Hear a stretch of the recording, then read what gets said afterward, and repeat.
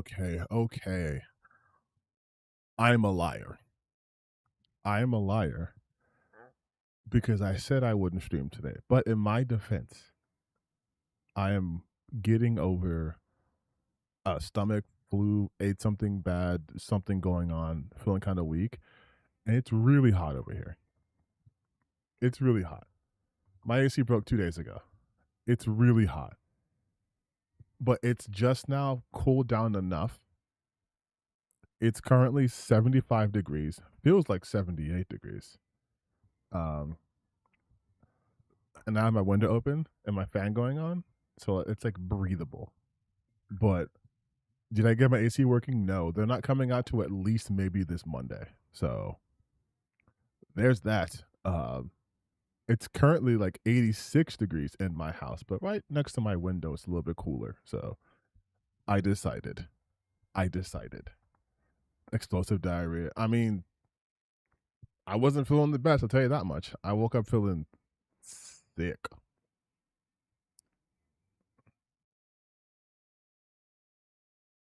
Hold on. Also,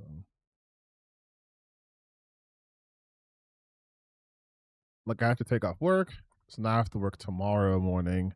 So this isn't going to be a super long stream like I normally is. I know. I'm sorry, but I also know that some people told me to tank it. They said tank the heat. So I'm doing it. I'm tanking the heat. I'm tanking it. Do you like the opening song called "Making of a Cyborg" from Ghost in the Shell in 1996? Hope that you're feeling all right.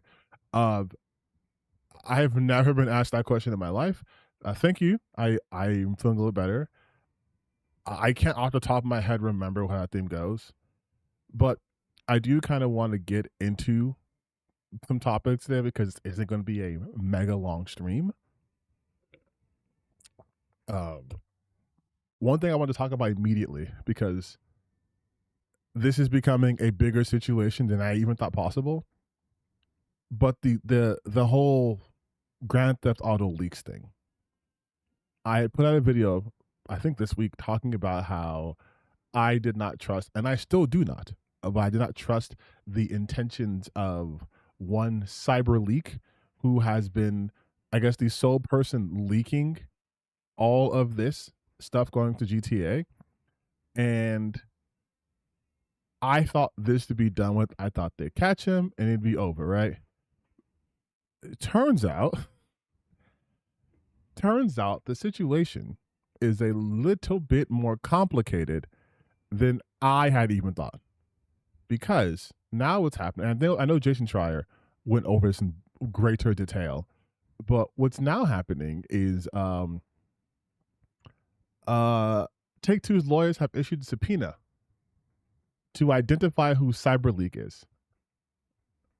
And I do not know if the GTA leaker's crazy claim that he has dead man switch. Yeah, this entire thing has ballooned to such an insane degree, and I'm just at a loss as to what they think the outcome could possibly be here. Like, I do not know what their end game is. I don't know what their end game is. But like, here's what CyberLeak. Here's what CyberLeak has said. And again, take this with a grain of salt. But this is what is being reported right now. CyberLeak has a new message for Rockstar. They possess an active build of GTA 6. Copies of the build have been already distributed worldwide.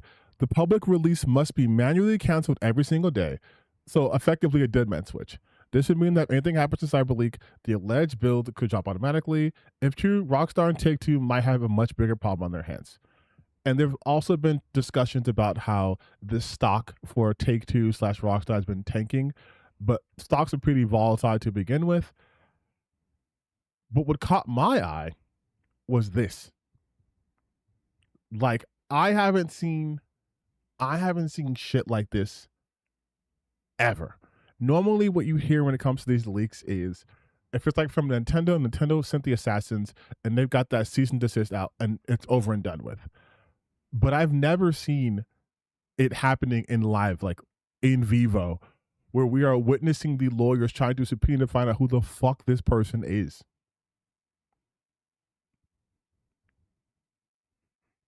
Like, this is lengthy too. Let me see if I can make it bigger for you guys. Yeah. Okay, yeah. Petitioner Take-Two Interactive, through its undersigned counsel of record, hereby requests that the clerk of this court issue subpoena to X Corp to identify alleged infringements at issue pursuant to Digital Millennium Copyright Act, the DMCA. The proposed DMCA subpoena is attached hetero to as Exhibit A. Like, this is crazy. This is crazy. Nintendo would have never let it got this far. Nintendo, exactly, Kittler. Nintendo would have killed the entire bloodline of whoever, if so much even talked about Pokemon, an unreleased game. If you made a Pokemon fan game of a Pokemon game that came out 30 years ago, Nintendo would have taken your entire bloodline and hung them. And the fact that Take-Two is doing this, which I understand why. Like, this is, holy shit. This is insanity because this guy's going to get murdered. Like, you understand this, right? This guy is going to get murdered. He is going, I shouldn't say he, they are going to get murdered.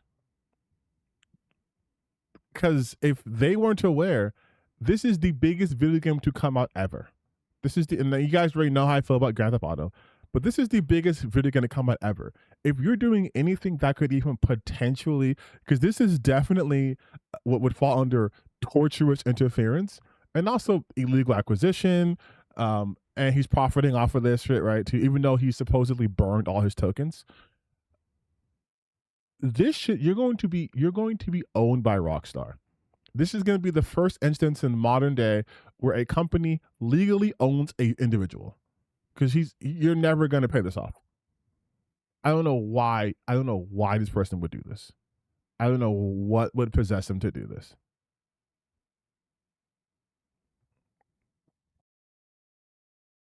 And the thing is too, I think I'm not showing any, first off, hold on, wait, I'm showing my face. I'm not showing any fucking footage.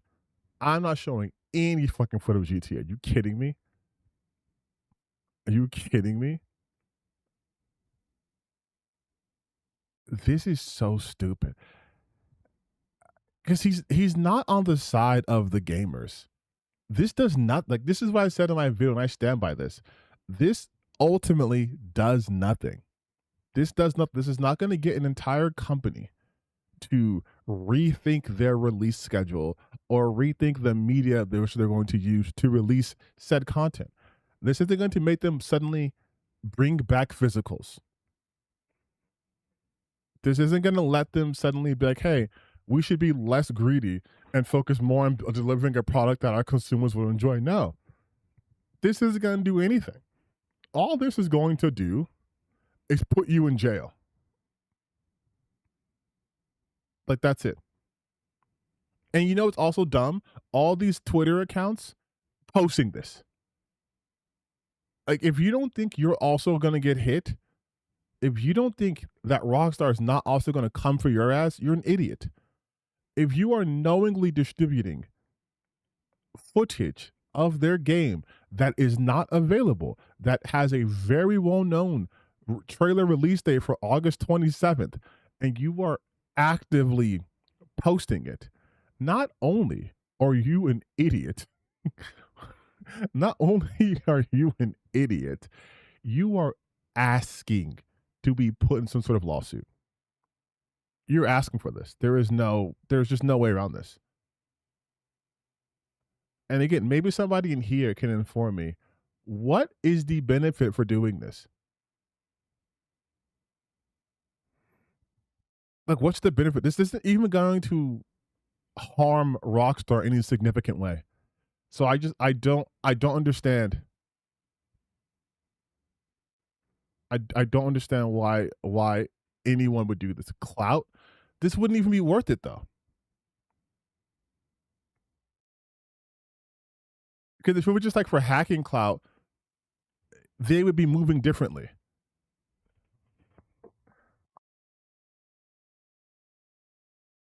Like, this is so stupid.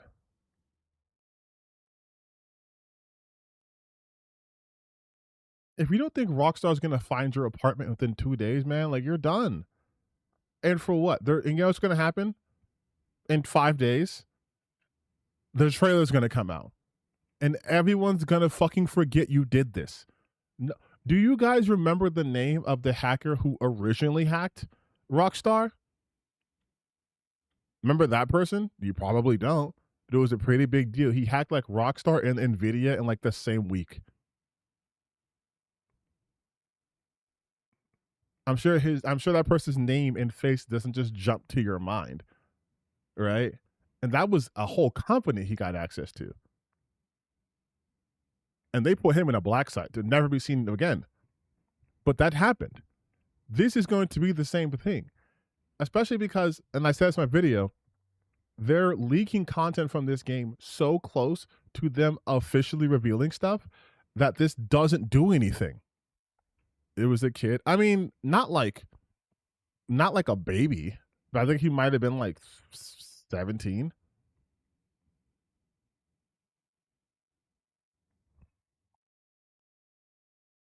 Steam support, Nintendo Lore, and Take-Two SWAT teams. Oh, bro, this is going to be the most indefense. I don't know who this guy's lawyer is, but when he gets, if he even gets a lawyer, they might do some enhanced interrogation. They might do extraordinary rendition.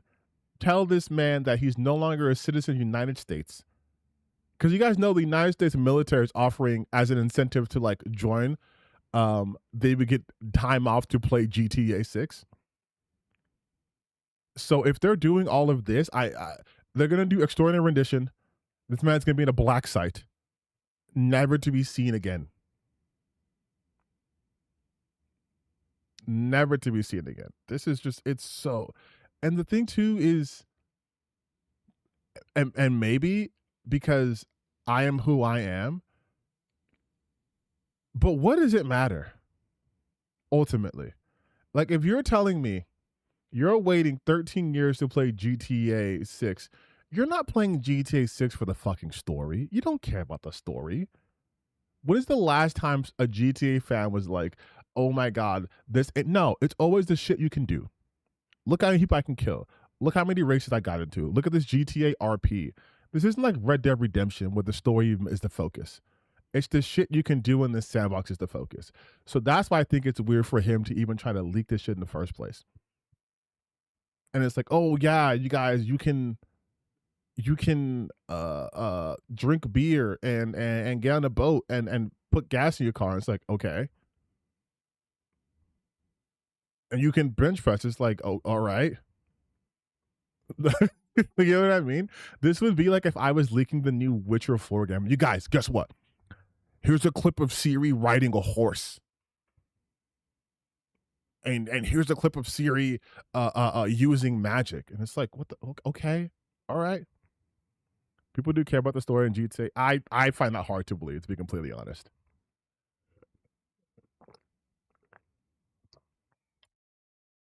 Because these aren't even like, it sounds weird to say, but these aren't even like story focused games.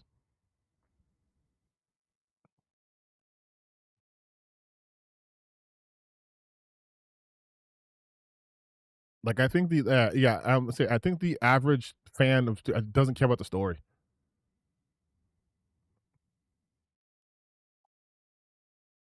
Especially because if we're being really real, if they cared about the story in GTA, they wouldn't be hyping this shit up as like the next coming of Christ. GTA stories have never been strong to me. The best story was GTA 4, but they've never been these like amazing tales of tight writing. It's always been over the top satirical content to me, which makes it really hard to tell any sort of serious, hard hitting story when like you can just go on a rampage and suffer very little consequences.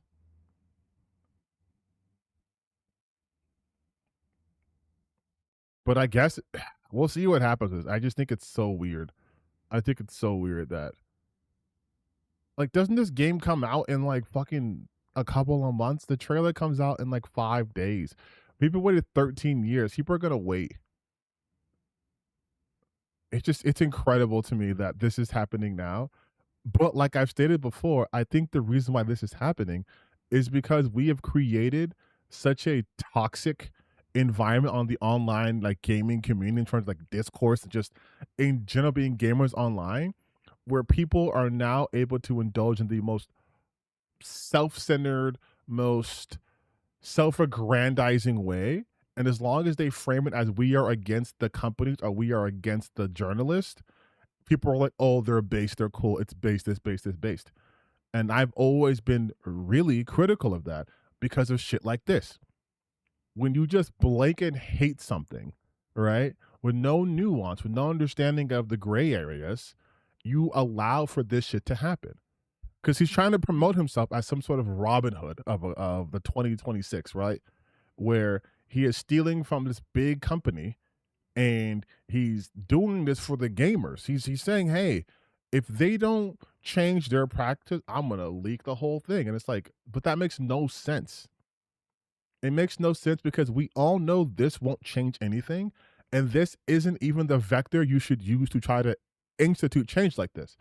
If you were going to, and I'm not condoning this, Rockstar or Sony or anyone listening, but if you were going to hypothetically be a white hat hacker, you wouldn't be like, I'm gonna steal this one game. You'd be like, no, I have access to all this shit. I'm gonna leak all your stuff. I'm gonna destroy this company because you're evil. I'm not gonna wait and drip feed and have polls done. Like, what should I release next? Hi, I'm a crypto fucking guy. What should I release next? No, I wouldn't do that because that doesn't help the people. This doesn't help anyone. This helps no one at all. It doesn't help the people who want access to this game. It doesn't even help people who hate this game. It doesn't help people who can't afford consoles, who can't afford this game. It doesn't help anybody. If he was really real, again, not condoning, but why not just release the game for people to play it? If he says that he has a working active build of GTA 6 and he is for the gamers and he doesn't want these people to continue doing this, leak the whole game. Leak the whole game so anyone with a computer can play this. Cut into the bottom line. This won't cut into the bottom line. This won't cut into the bottom line. This is a mask. It's a masquerade. But because he's positioning himself as some sort of anti-authority, anti-company person, they're like, oh yeah, he's sick. It's no different. Have I seen the new Legendary Drops video? We're going to watch that today, mind you. But it's no different than these grifters who just say everything, like Legendary Drops, everything bad happening in gaming is because these greedy companies don't know anything because they listen to the woke audience and they then it's the Game Jones' fault. Like, that's it. That's the same. It's the same sort of. I'm getting the same sort of vibe from this person as I do from those guys, where there's no nuance, there is no understanding. It's just gamers are never wrong, so that means everyone's always wrong who isn't a gamer. So I can just come in through that angle. Not to get political here, but it's just like when Donald Trump said that if he were to ever run for president, he would join the Republican Party because they're fucking stupid and easy to manipulate. The same thing here. Gamers are easy, especially online, to manipulate. What do you think Gamergate popped up? Breitbart News started covering gaming when they never had before. But because they were saying, you guys are actually right, you're good and smart and everyone loves you, and your hair looks amazing, the gamers like, hell yeah, come on, Breitbart, come on, right-wing news site. We now love media, actually. Media, pretty sick now. All that critical thinking goes out the window. So this guy who is pretending to give a shit about the gamers, he was able to do this because of the situation we've created. And it's annoying.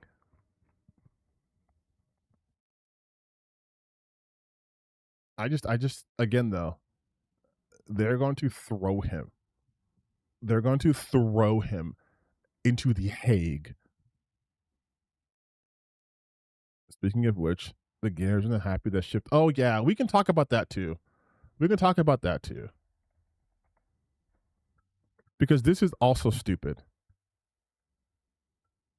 This is also stupid. And of course, of course, of course, Pirate Nation's talking about it. So for those of you who don't know, Shift Up, I would even say now, but Shift Up has become, in the eyes of these anti-woke losers, has become the next company to fall to the woke. Previously, this was their number one company because they were like, hey, you know what? It's a Japanese company. They have my hot anime waifu. They're showing her booty everywhere, even though she's not thick. And I will stand on that. Eve is not thick, but they're showing her. She has titties and ass. Oh my god, they're my number one favorite company. And then they had a picture done with one of the artists from Naughty Dog to congratulate them for their success, and they were like, "Wait a minute, Naughty Dog's woke, and you guys aren't woke. They must have gotten tricked, you guys. These people who work in the same industry who have mutual respect for each other, no, they must have gotten tricked because Naughty Dog's woke and they make ugly woke characters. And so then now shift up. The thing is too is these people are the same people, mind you, who swear they don't care about representation in video games, who just want good games. They don't want politics and they just want to play video, right? And then they do shit like this. I have never in my life looked, and this is someone who loves video games and art and what have you. I have never, maybe I'm a fake fan, but I have never looked up the fucking LinkedIn profile of someone who's joining the company as the head of global comms. I don't care about that. I do not care who the head of global comms is. I don't care who the fucking community manager is. I don't care who the beta testers are, who the QA testers are. I hope they're treated well. I hope they're well compensated for the job they're doing. But I'm not being my opinion on a game is not made or broken on who the fuck the comms, the global comms person is. I've never cared. This to me is like saying you can't play the game because one of the audio mixers voted for fucking Trump. I don't care. I don't care if the audio mixer is a Trump supporter. What the fuck? I care if the CEO is. Because that's where my money's going. I don't care if the audio mixer is. After 13 years at PlayStation, DEI specialist Jerome Benzadon is joining Shift Up as head of global comms. His professional profile lists product and corporate communications as one of his areas of expertise with a focus on DEI. Benzadon has more than 20 years of experience in video games comms, having worked at PlayStation, Ubisoft, and THQ. His role would cover the company's global communication. Well, yeah, that's what's his name. Jesus Christ, just repeating over and over. But look at this. We're going to skip over the 20 years of comms expertise. We're going to skip over his expert in crafting, executing international communication strategies. We're going to skip over management skills. We're going to skip over committed to delivering data-driven results and lead responsibilities in terms of no, all of this. We're going to highlight proficient in both product and corporate communications focused DEI. We're going to focus on this. We're going to focus on this because I'm Pirate Nation. I'm a grifter who pretends to not be, but very clearly is. And my audience are full of people who eat crayons. Case in point. Remember, Shift Up censored Persona collab willingly despite fans' backlash. Shift Up's moving towards DEI crap. It only takes one DEI pest to ruin the whole company, just like it took one Anita Sarkeesian to ruin the whole gaming industry. How are you guys still saying Anita Sarkeesian is ruining the entire game industry when you're still playing these fucking video games? Did Anita Sarkeesian come out? Was she not in gaming when Shift Up did Stellar Blade? They're doing Stellar Blade 2. Is she also not still in gaming? Your fucking Gunnar game coming out. Your Gunnar medieval game. What's it called? The medieval game where it's like they have the women in makeup and shit. Isn't that still coming out? Did Anita Sarkeesian ruin that too? Fire this person. He's an infiltrator out to destroy your company. This is why I love these morons. They think everyone operates off of this culture war. They think these multi-million / multi-billion dollar companies like Sony, like THQ, like Ubisoft are part of this cultural war, and they're being tricked. Like this is corporate espionage, and don't fall for it. Don't fall for it. CEO of Shift Up, he's an infiltrator. He's going to destroy your company. That's why they hired him, you guys. They hired him. They're like, you know what? You've been here for 20 years. You've yet to destroy any company because that's not how that works, right? But we actually want to get wokeified, so we're going to hire you. And that's how you infiltrate. They're going to hire you. He will twist your communications to alienate your audience while lying to you about what your fans want until he leaves you with games that don't sell and everyone hating on you. Yes, so smart. So smart. This is how you last 20 years in the gaming industry, by twisting comms to alienate your audiences. That's what. And he's a DEI specialist, and somehow Shift Up didn't know what that meant. Shift Up is now a dead company hiring evil DEI people. Evil DEI people. Oh.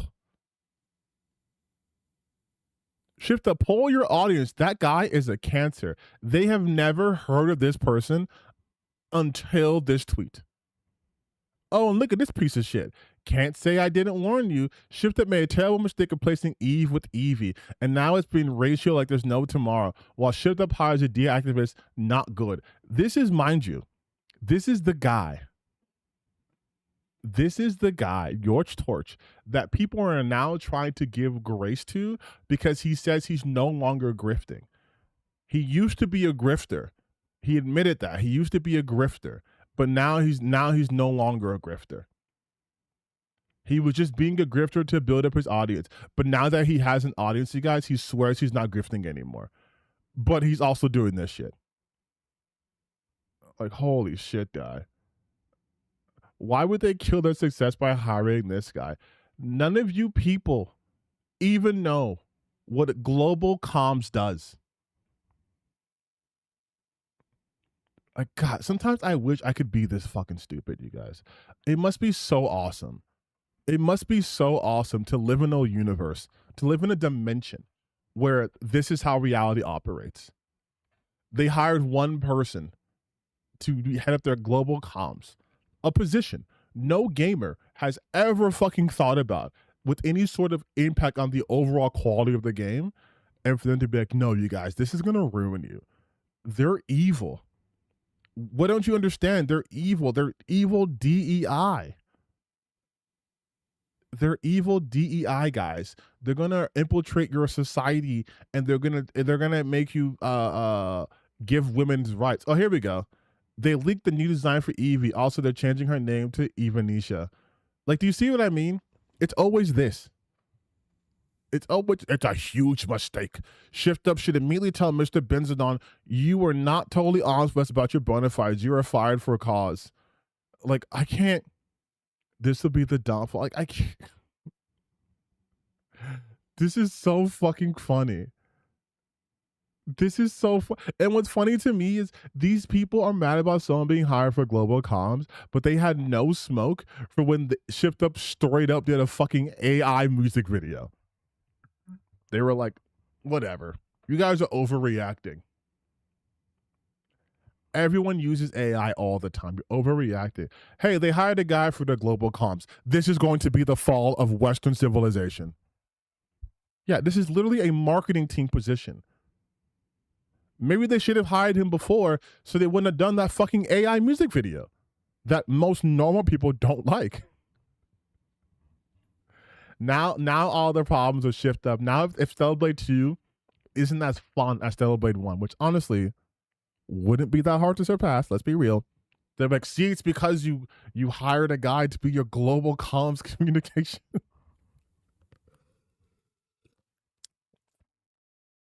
It's so awesome just to be this stupid. It's so awesome. They just get to just live this way. You heard of the GTA leaks? Yeah, I was just talking about it earlier today. But it's just so awesome, man. It's so awesome they can just be this person. They can just live this way. I've never been more just honestly, I'm low key jealous. I'm low key jealous. I wish my brain worked that way. I wish my brain worked that way.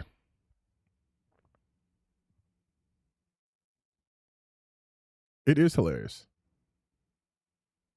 It is fucking hilarious to me. Like there is just simply there's no other way to look at these people besides like honestly, I have a level of pity for them. Cuz like they truly believe these multi-billion-dollar entities are not operating with profit motive incentive, but rather some sort of cultural incentive, which means they think these people are operating on sort of like a moral stance. Like they want to inject these morals into gaming and they are willing to burn money to prove a point. And it's like, yeah, dude, these companies that have been instrumental in making your hobby infinitely more expensive by microtransactions, DLCs, having live services, all this stuff, right? These companies who want to nickel and dime you as much as they possibly can. Hello, Horse Armor. Hello, every time Capcom releases DLC for a Street Fighter, which is just alternate colors for like $15 a pack. Remember that shit? Yes, these are the same companies who want to make sure people don't buy their games, so they hire people to tell them what they shouldn't do, and then they do that so they can lose money just so they can show how woke they are. Like that's how their brain works, which is why you have that infamous Save Stellar Blade campaign, the Save Stellar Blade petition, which was started by one Mark Kearns, aka Grumps, aka potential breast McLeaf. And then he was like, I'm gonna deliver this to Shift Up headquarters personally. Please don't censor this game. Like it's insane to me how they just don't talk to like out loud.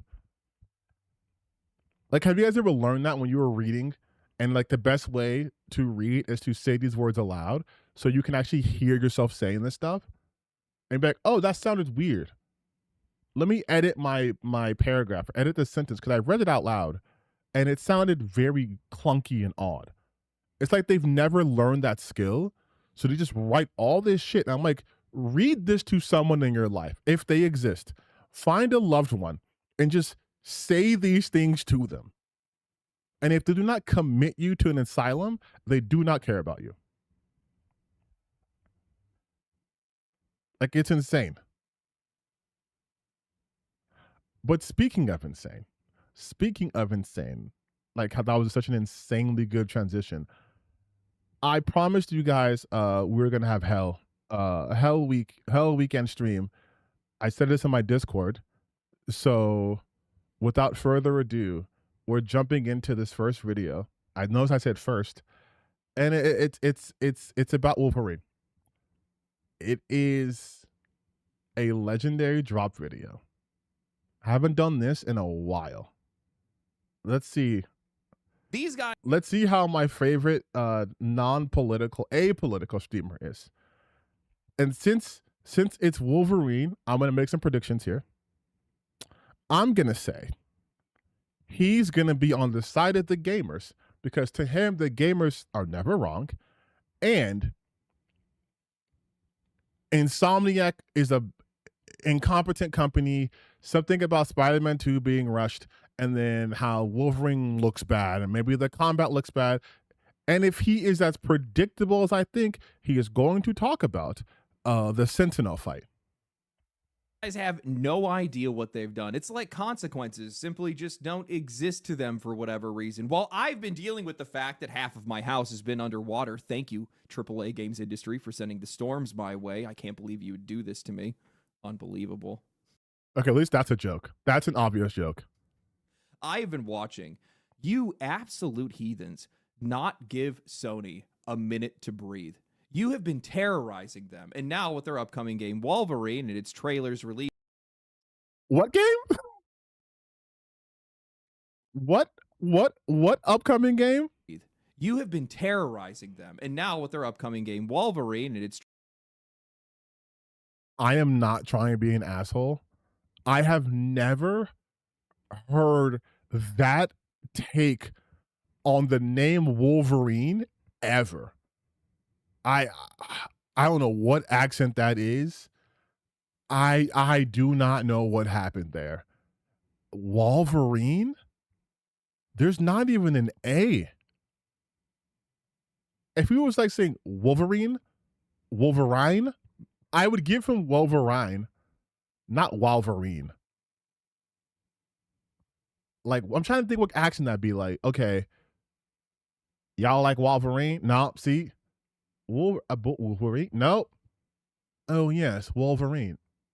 Oh yes, Wolverine. Maybe like if he's like British, but no, he's clearly not. I don't know what the fuck that was. Releasing and more things coming out. Well, they just don't understand the backlash. They're completely confused, caught off guard. I'm seeing games journalists, I'm seeing game developers, I'm seeing Insomniac themselves scratching their heads. They're all in a panic. What's going on? Why are people acting like this? How could they act like this? How could you hate a game like this? You got people that are jumping to defend it saying, hey, you're not allowed to have an opinion about something that you haven't played yet. You need to buy this. Oh my God, dude, you're fucking 54 seconds in, and I have predicted everything. I predicted everything. 54 fucking seconds in. He is incapable. He is simply incapable of being genuine. He just can't. I think he's too afraid of his audience at this point. They don't, if you guys notice with him, he always front loads things by saying attacking journalists, going after the industry, and then always saying shit like consequence, backlash, and consequence. Those are his two favorite words: backlash and consequence. Insomniac doesn't understand what's happening. Yeah, I don't either. This hateful Wolverine is so insanely manufactured. It almost feels like residual hatred for like Spider-Man Brand New Day and the Odyssey. Like they wanted those two things to fail so hard because woke, because trans, and Zendaya, but because neither didn't, especially the fucking Spider-Man one, they're like, okay, well, what's the next target we can go after? Oh, Marvel's Wolverine. Why? Because Mystique is ugly. I don't know, man. We're just gonna go after. I'm sorry. We're gonna go after Wolverine. It's a $70 game before you form an opinion on it. Actually, you know what? Scratch that. It's not even real. This is just the algorithms that are making people negative. That's the whole reason all of this is happening. Great idea, by the way. Just go ahead and discount everybody's anger and try to pretend like it's not even real. And it's not real. None of this matters. None of this matters, dog. Again, you had people like Critical Drinker talking about the dislike. What's his accent? He's like a drunk, whatever. The dislike. I can't do it. Shut up. But talking about the dislike ratio of the Odyssey trailer. Oh no, look at the dislike ratio. It was so high. And then in the real world, it made over $1 billion. The internet is a bubble within a bubble within multiple bubbles, some of them very dirty. And you people think that you have more power. You have outsized power. You don't. I guarantee you this fucking video game makes bank. I promise you. The game that I promise you he's going to mention, Spider-Man 2, you know how much money Spider-Man 2 has made in revenue thus far? $1.2 billion. They're making Marvel Spider-Man 3. No matter what these people say, their opinions are worthless because they are captured by their audience. They don't have any sort of actual critical thinking. Just watch. We are literally 1 minute and 12 seconds into this video. Pretend that they're all too stupid to realize that they're being manipulated by internet algorithms and none of their opinions actually matter. It's almost like months, if not now years, of the games industry just riding the audience as hard as they possibly can just doesn't exist to these guys. Like, it all happens inside of a bubble, inside of a vacuum, like moment to moment, and then we just move on from it. Okay, I swear I didn't watch this video because it sounds like he's stealing what I said. But is this not betraying? Is this not a projection? This is what they do. They just project. They just project all the time. Like it's a crop dusting. That's not what it is. You have physical media that's been going away. You have games that have been getting shut down. You have prices that are going up, whether it's the hardware or whether it's the games themselves. You have people that are locking trailers behind paywalls now for whatever reason. People, can you just say the fucking name of the company? And oh my God, this is what I'm talking about. I know this is going to be the longest fucking reaction video of all time, but he tries to present himself. You guys know his history. You know his lore. He tries to present himself as this apolitical gamer, right? Or a centrist gamer, mostly apolitical. So he skirts around all these issues. So he's talking about the rising costs of technology, including the rising cost of games, the loss of physicals, meaning the loss of ownership, and all this other stuff. But what he fails to mention is the reason why this is happening, because that gets into the economics of the world, which gets into politics. Sup, nerds. Hi, Alana. I'm stepping on your territory. I'm talking about the economics in video games. But this is what he does. He tries to pretend that these issues are separate from capitalism. And I'm like, dog, just say capitalism. All of this is capitalism. Getting shut down. You have prices that are going. So you have physical media that's been going away. You capitalism. have games that have been getting shut down. You have Capitalism. prices that are going up, whether it's Capitalism. the hardware or whether it's the games themselves. Capitalism. You have people that are locking trailers behind paywalls now Capitalism. for whatever reason. Dude, I cannot take any time off. I'm going to tell you that. You have slop games that are coming out, games that aren't even coming out finished. Capitalism. Sony made people ready to hate them. This industry made people ready to hate them. Wait, Sony did this?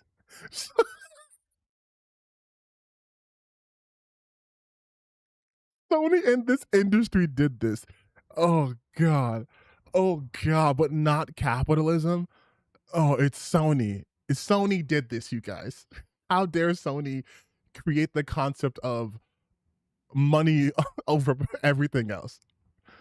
You have not. Okay, so this is Legendary Drops. Long, short story. He positions himself as the gamer's gamer. He's apolitical. So no politics here. But literally everything he talks about is a direct result of capitalism. He will make multiple videos talking about how these game industries, like this is the kind of content he puts out. Profit maximization means nothing to him. But this is the kind of content he puts out. It's literally just, it's over. They lost it all. It's over. They're losing it. They're going broke. They try to stop it. It's over. They want more. Nothing is left. They. And of course he did one about Laffy. This is what he does. Right? Not political though. Nothing political. But all politics. This is what he does. And he tries to pretend that he doesn't talk about things from a political standpoint. Oh, is he tries to blame game devs? Alana, he blames the goddamn gamers who aren't on his side. He blames game developers. He blames game publisher. He blames woke gamers.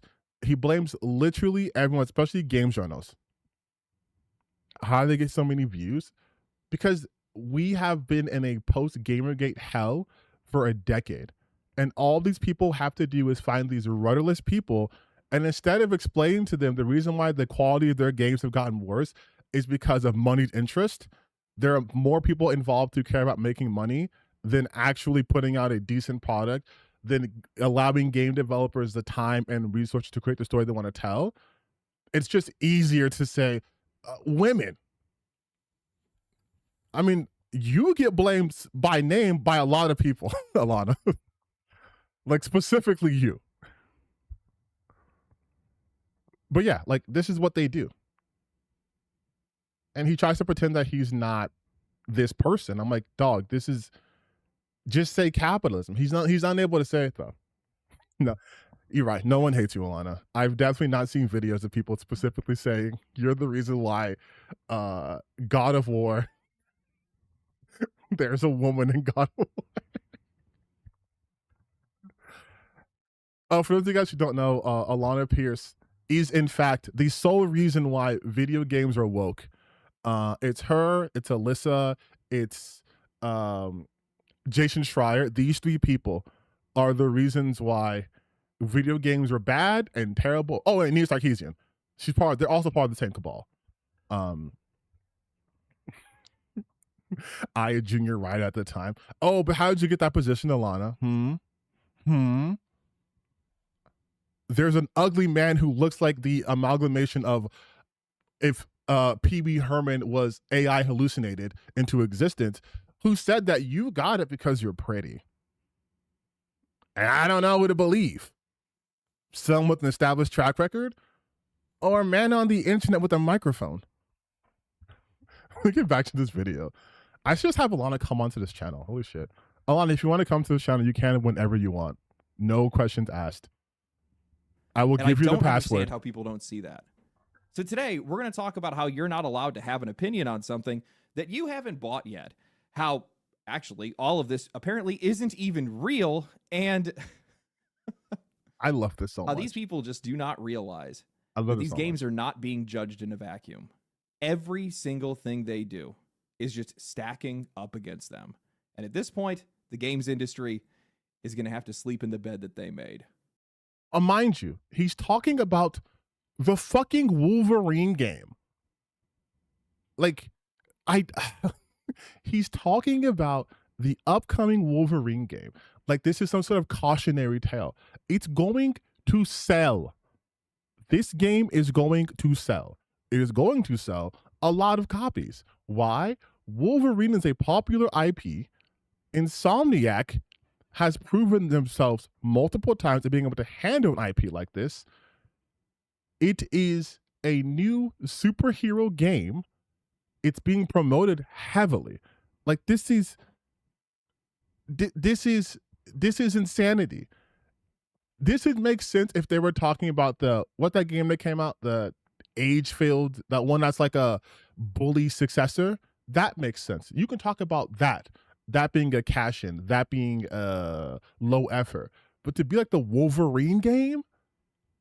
But before that, a word from today's sponsor. No. Things are around. No. Somebody trying to get my attention. No. Raycon for sponsoring today's video. Less than a year ago, when Wolverine got its first gameplay, God damn, he keeps saying Wolverine's bothering me. Trailer, a lot of people, myself included, were pretty excited about it. I wasn't a huge fan of the art direction or some of the character direction, and given my aversion to modern millennial writing, I am definitely already skeptical about the story, seeing as though Insomniac is not adapting an existing comic run, but instead writing their own story from scratch. But I'm a huge X-Men fan, and I love character action games, and the trailer, the game's combat, actually looked pretty insane, and I liked how brutal and bloody it was, and how disgusting some of the we call this front loading kills were, and how sick some of the team ups everything's looked, in past tense. What they showed looked good enough for me to be at least cautiously optimistic, but over it is time, choice phase. That optimism has completely soured. Every decision that Sony and the wider industry has made over the last year has grated against me a little more every single time, and these guys have left me a bit raw, to be honest. And where I would have once given Wolverine the benefit of the doubt, I now look at every single new trailer and every reveal just predisposed to hate it. And judging... You know what? At least he just fucking admits it. At least he just admits it this time. I don't have to do as much analysis. He just straight up admits it. He's predisposed to hate this now. Why? Because of the trends, you see. Because of the trends, you guys. I was super happy about. He literally says, I was really excited looking at this game, but now I'm predisposed to hate it. Oh man, I wonder what happened here. I wonder if you kind of always fucking hated this. Or maybe you in reality like this, but you have to say you hate this. You're also hitting Wolverine. No, Alana, he is straight up saying Wolverine. Like, no lie. What I've been seeing over the last couple of days, I am clearly not alone. Social media has been absolutely hammering this game. You have people that are posting clips of Wolverine running through these long 1 minute platforming sections while he's following somebody's scent trail. They're holding controllers up to a camera, just pushing the left stick forward. Please, at the very least, say that these are people not playing the game, right?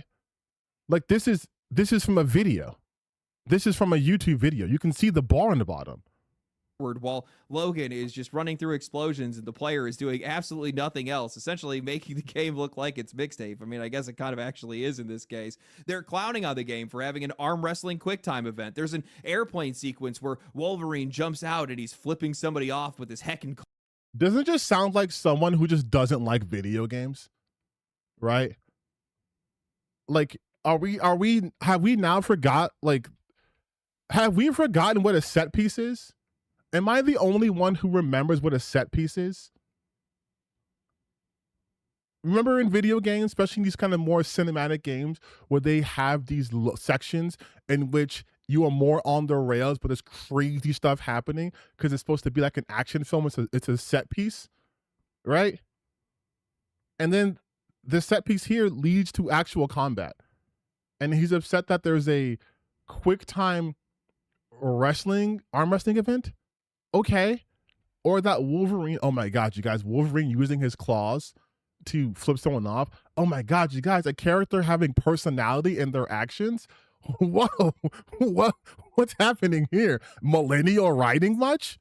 claws, man. So cool. And most infamously, there is a Sentinel fight where a giant robot slams their arm into the ground and then you can attack their weak point. It's almost as if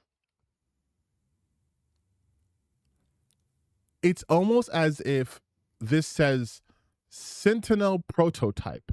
So it's possible that this is also still part in the intro section of a video. It's like you have to explain how video games work now. This is why I hate these grifters so much. You have to re-explain so many concepts that gamers should know. This is like when they were upset about the pause button. Like, these people take these nothing burgers and they just slam the fucking hell out of it until it's all you see. You can't even talk about Wolverine without seeing some bullshit.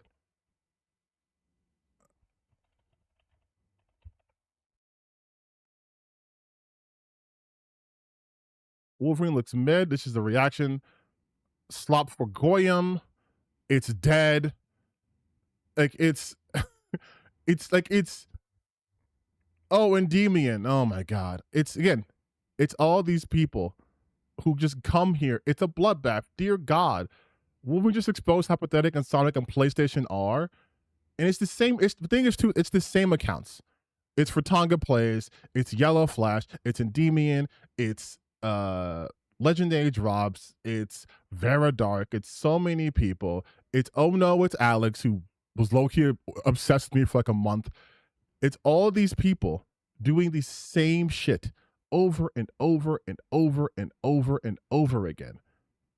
I forget the terminology, but it's what they do is whenever there is a gap of knowledge in something, they flood the market. So like, I'm sorry, I'm doing back and forth a lot. So like, you type in like Intergalactic, right? It's a bunch of this shit. Is this? You see what I mean? Intergalactic has had one trailer in a year. They've only had one trailer, nothing else. One trailer, nothing else. So if you type in Intergalactic, all you see is this shit. That's it. 90%. And look, Legendary Drops. But 90% of this stuff is just hate. Full story leak, it's woke. This is the game that has one trailer. And look how much content they've milked out of this. Look how much content they have milked out of this 2 days ago from a game that has one trailer. This is what they do. He's just like that. It is the kind of boss fight that we've seen 1,000 times by now. And man, this stuff is just getting tired. This game looks tired. And somehow The response to this has been complete confusion by people who seem totally disconnected as to why the audience might feel this way or be acting this way. I have seen huge Twitter accounts that have been saying that the hate for Insomniac is forced because they've carried the entire PlayStation 5 generation. That is not the flex that you think it is. There's also people that are asking why there is suddenly this weird hate campaign against Wolverine when Insomniac has always made good games. I'm pretty sure there's some people that would probably beg to differ with that.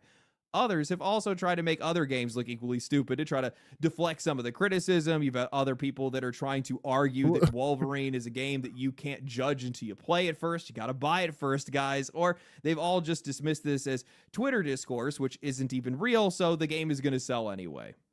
And that's fucking true, though. That's objectively true. Twitter discourse isn't real. Again, I don't know if she's still in the chat, but Alana's made a bunch of videos talking about this very notion. These apps are designed to take your attention. Hate sells, rage sells. So these algorithms are boosting the most rage-filled, divisive stuff. But this is only online.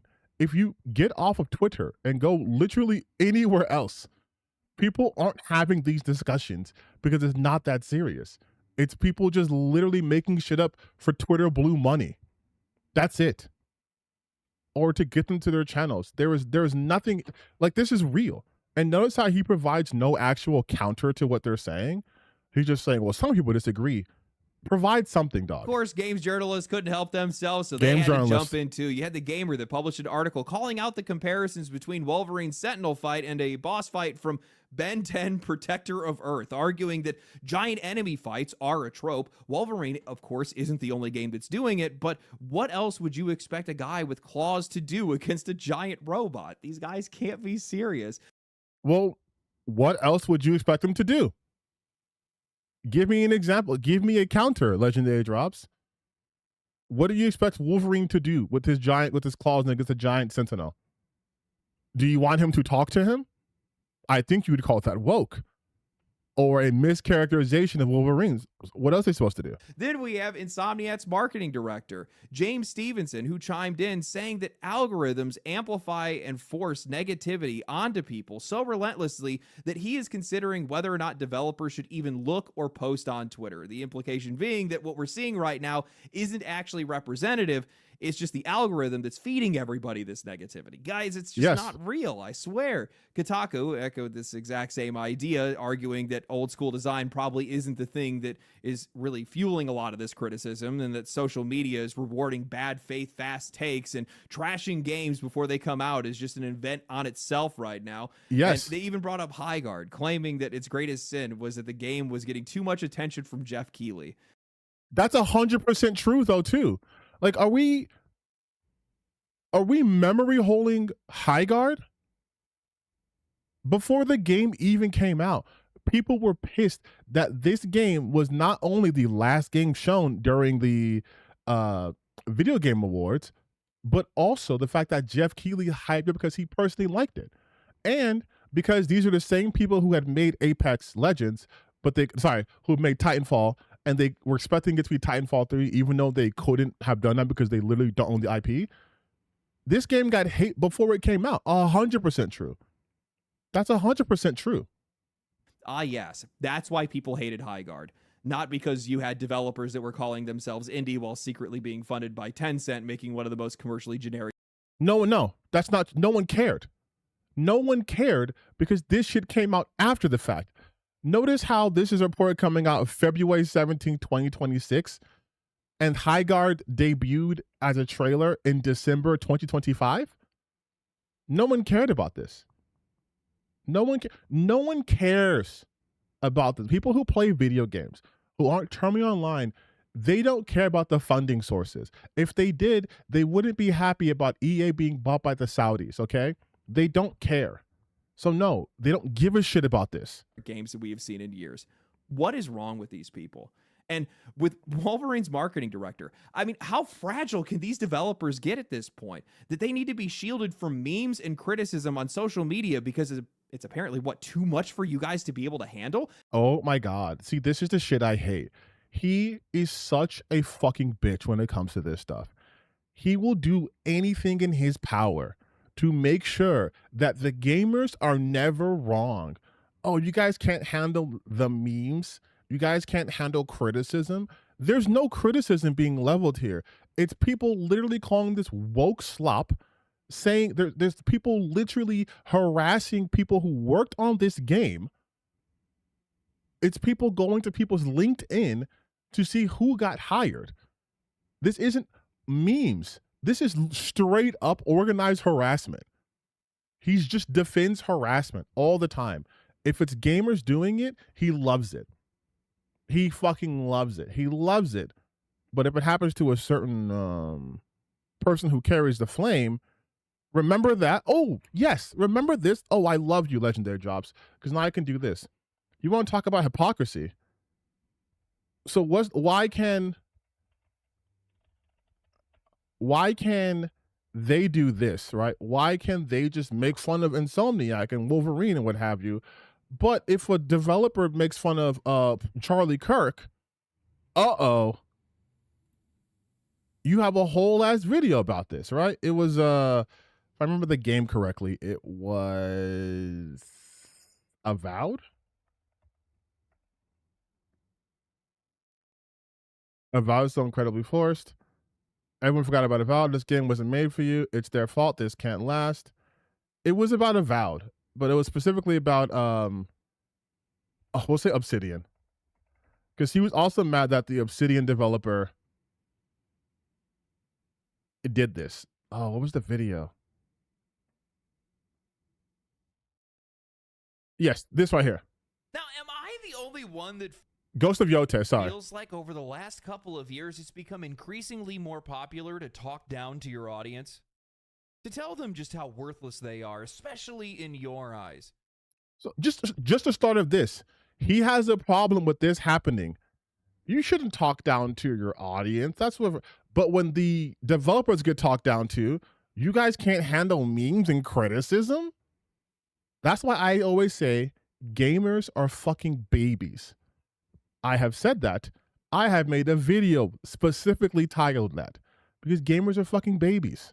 These are products. You are selling products. This is not a charity, and this is not your high school art project. If you're putting something out there and you're asking people to spend money on it, they're going to judge it positively or negatively. And if you can't handle that, I'm sorry, man. You guys are in the wrong line of work.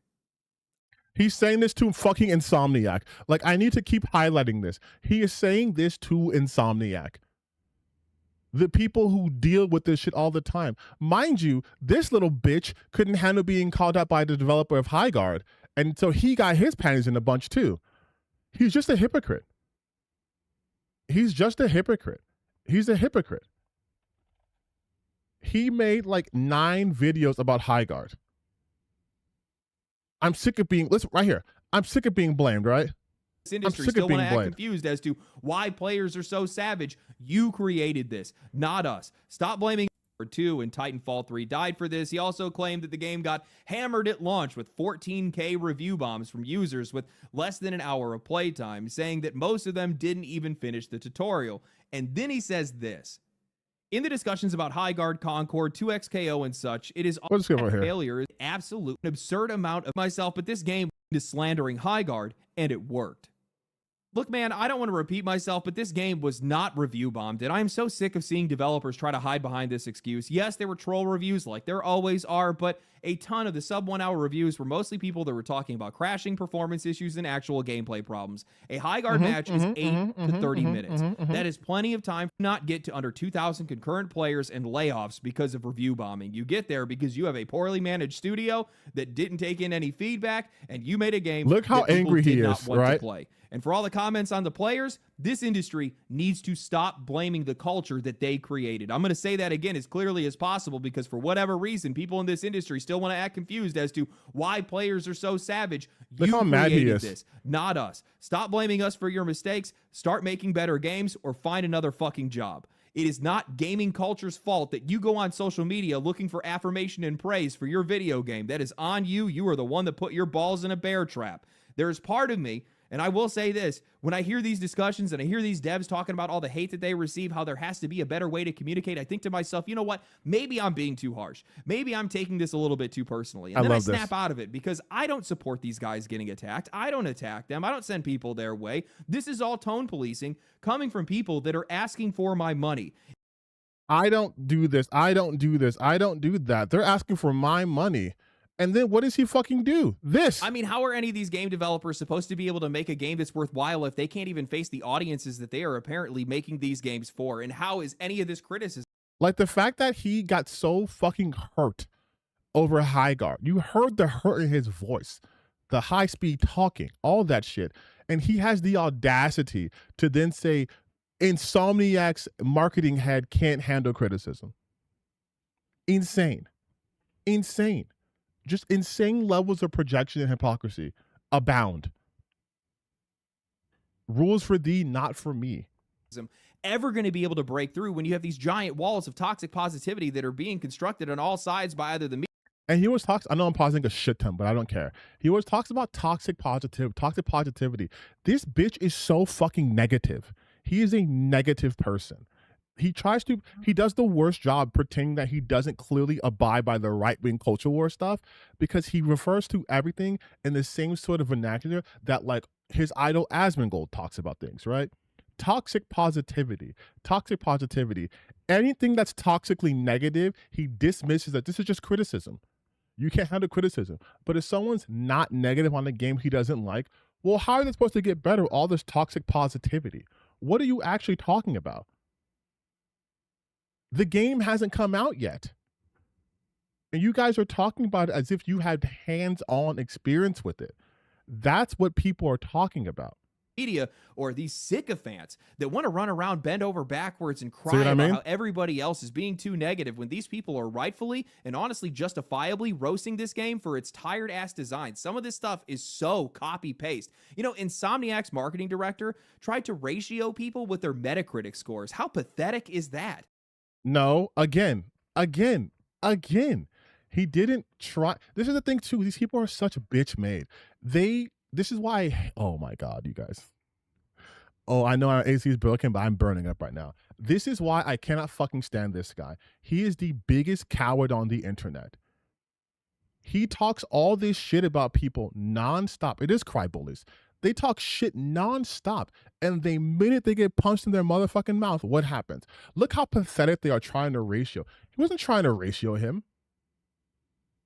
So someone can say, hey, have you ever thought about making good video games? So, hey, here's all the games we've made. Look at the pathetic guy, you guys. Look at him showing the pedigree of an Insomniac title game. And I'm sorry, are we supposed to pretend that Insomniac doesn't put out bangers? Is this the gaming world we live in now, where we just make shit up in our heads? Now, I'm not going to say that the studio hasn't made great games. Of course they have. But guess what? So did every other studio that spent the last few years disappointing people. That's not anything new to anybody else. That's such a dumb thing to say. Oh, yeah. Yeah, I'm not saying you guys didn't make good games, but so did everyone else. We're not talking about everyone else Legendary drops.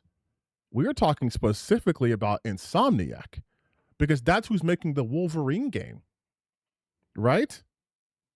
So we're not talking about other people. Those scores don't mean what you think they mean anymore. If anything, flexing your critic scores while the audience is actively telling you that they don't like what they see is honestly the biggest problem I've ever seen. You are more interested in validation from games journalists than listening to the people that you are actually... Oh my fucking God. And you are more interested in running cover for people who engage in organized harassment campaigns than actually just being a normal person on the internet.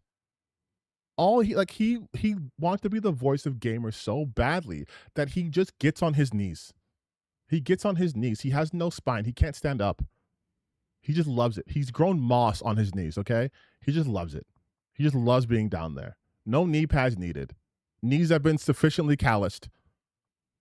He doesn't have any actual arguments. It's always just random shit and Twitter. No facts, no counterpoints, no nothing. Just all feelings. And when presented with facts, these don't mean what you think they mean. These critical scores don't think what you mean. Hey, legendary drops. Real quick.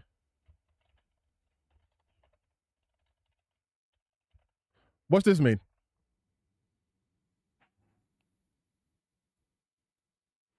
What's this mean?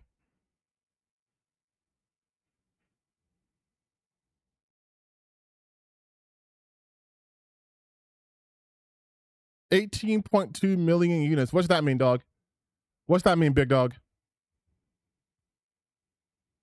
Does this not mean what I think it means? 18.2 million units sold lifetime since 2023, over 3 years. Damn near 20 million copies sold. What's that mean, player? What's that mean? Because that's over $1 billion.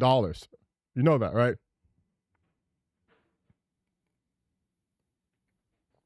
Roughly 1.2 billion in sales. What's that mean, big dog? Does this also not mean what we mean? This has nothing to do with the critics, right? This is sales. These are the people who bought the game. So this is no longer about what the game critics thinks. This is the consumer. The consumer made this, not just this franchise, this singular game.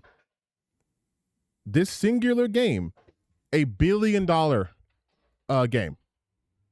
So what's that mean? Should we now discount that? Trying to sell this game too. And guys, I am so sick of this narrative that every single firestorm of criticism that props up around one of these games somehow isn't real. That whatever you're saying doesn't even matter. It doesn't have any impact, or maybe it's not even warranted in some cases. You got people that are scratching their heads and they're trying to read the tea leaves as to why people are acting like this. And I'm just going to state the obvious here. This is a reaction to marketing. Now, yes, there are some things that are definitely building up to this reaction, but people are looking at what Sony is showing them and they are forming their own opinion. That's the entire point of these trailers. That's the entire point of this marketing and the previews that they're showing right now. Except for these people aren't forming their own opinions. They are regurgitating the opinions of people like you. Did you notice throughout this video, which I've only watched 9 minutes of so far, but did you notice at no point did he actually show a wide breadth of people's opinions on this? He went strictly to his favorite Twitter pages and then said, then he's framed it as, look at these sycophants defending it. But at no point was he trying to be like, you know what? Here's what's happening, dog. Here's what's happening. No, he's framing it as everyone who doesn't think like me is wrong and bad and sycophants. But it's just everyone forming their own opinions. No, they're not. You are trying to shape their opinions for them. That's what's happening. That's why people are saying this shit feels forced, because it is forced. You guys are complaining over things that have been in video games forever. This is like complaining over a jump button at this point. This is getting mad at Wolverine. I've seen people upset that Wolverine is even dealing with Jean Grey. I've seen this. It's supposed to make you excited. It's supposed to convince you that this is something that is worth your money. And after years of dwindling trust in the industry, in PlayStation, in games media, hell, even in some content creators, what you're seeing right now is the unfiltered response of an audience that just does not care to give any of these companies the benefit of the doubt anymore. So when I'm seeing some of these people that are saying that, oh, how can you judge Wolverine without playing it first? What are we talking about? Nobody needs to spend $70 before they're allowed to decide whether something looks good to them or not. I'd rather save $70. And this is what we get to the most disingenuous argument you can have. So I'm going to go big face for a second here. Notice how he's just saying that people are saying, but he's not showing you in a fucking edited video, not a live stream, in an edited video. He isn't showing you any of that happening because it's not happening. People aren't saying you can't form an opinion on a trailer. That is what trailers are for, to get you hype, like he mentioned. What he neglects to say is there's an extent, though. You can only judge something so much without experiencing it. I can say the trailer for this Wolverine game looks like ass, right? And that is the limit of what I can say. That's it. I can say it looks like shit. It looks like ash. It looks terrible. It looks dog water, right? I can say that. That's not what they're doing though. What they are doing is saying this game will be bad because look at their track history of not listening to the audience, which is not true, not doing this, not doing that, having millennial writing and all this woke nonsense. And that is where people are like, what are you talking about? You literally do not know. And if you want to go by track history, Insomniac has an insanely high pedigree when it comes to this shit. This is what I was talking about before. When people are trying to make Spider-Man 2 the worst video game to ever exist, just so they can shit harder on the Wolverine game that is yet to come out. And I know people had problems with the Spider-Man 2 story when it came out, but it is not the worst game in the world. Not even close. But the way that they frame it, they want it to be the worst, most awful, terrible game to ever exist. So then they could say, and these people are working on Wolverine? But no, no one is saying you can't have an opinion. But Legendary Drops has to lie. He has to lie to you because he's a rage peddler. He does not do anything with actual authenticity in mind. He is straight up a rage peddler.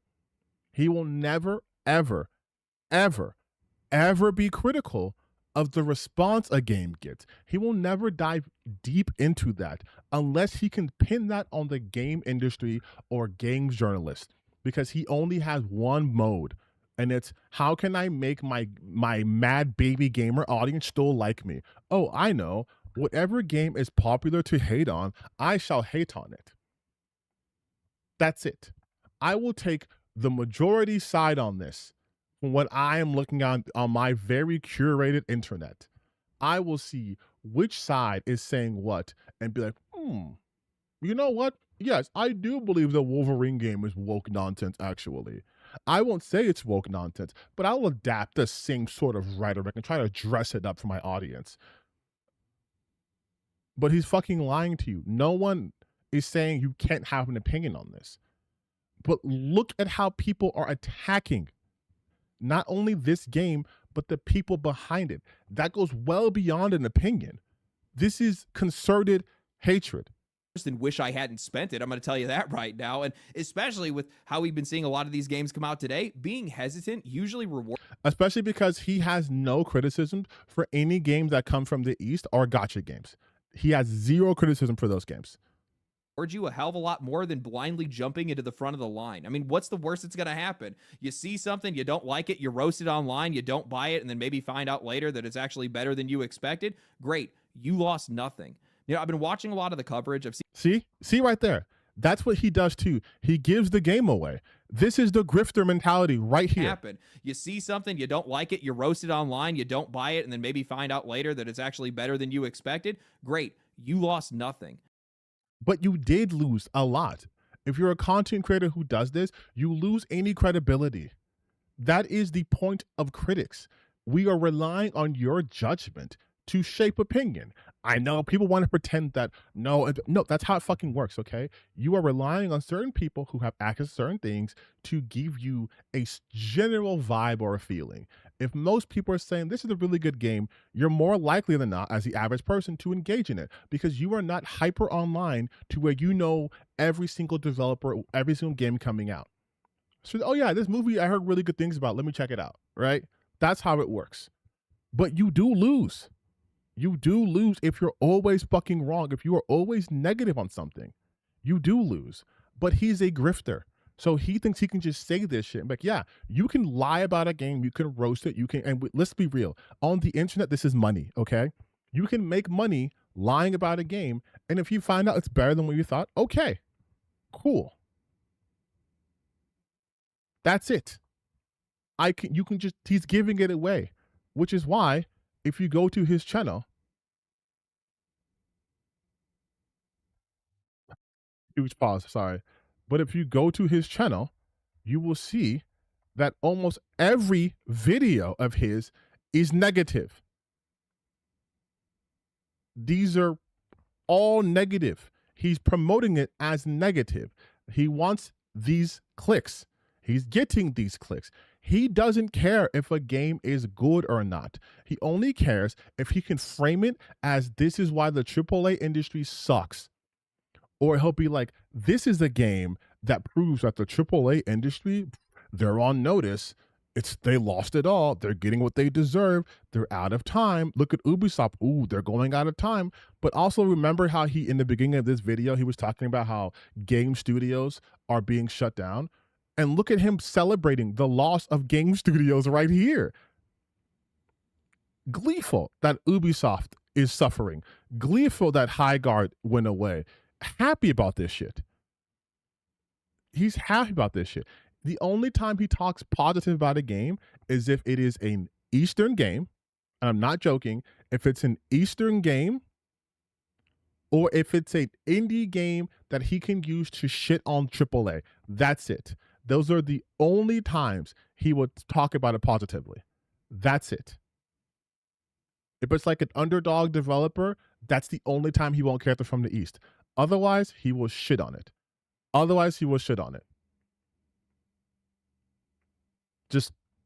That's just what it is. Nobody's supposed to play this game. This is framed against the AAA industry. This game shouldn't exist. This is framed against the AAA industry. But then he also wants you to play the AAA games, but the ones that he likes only. And if it's a Japanese game or Korean game, he will have zero criticism for it.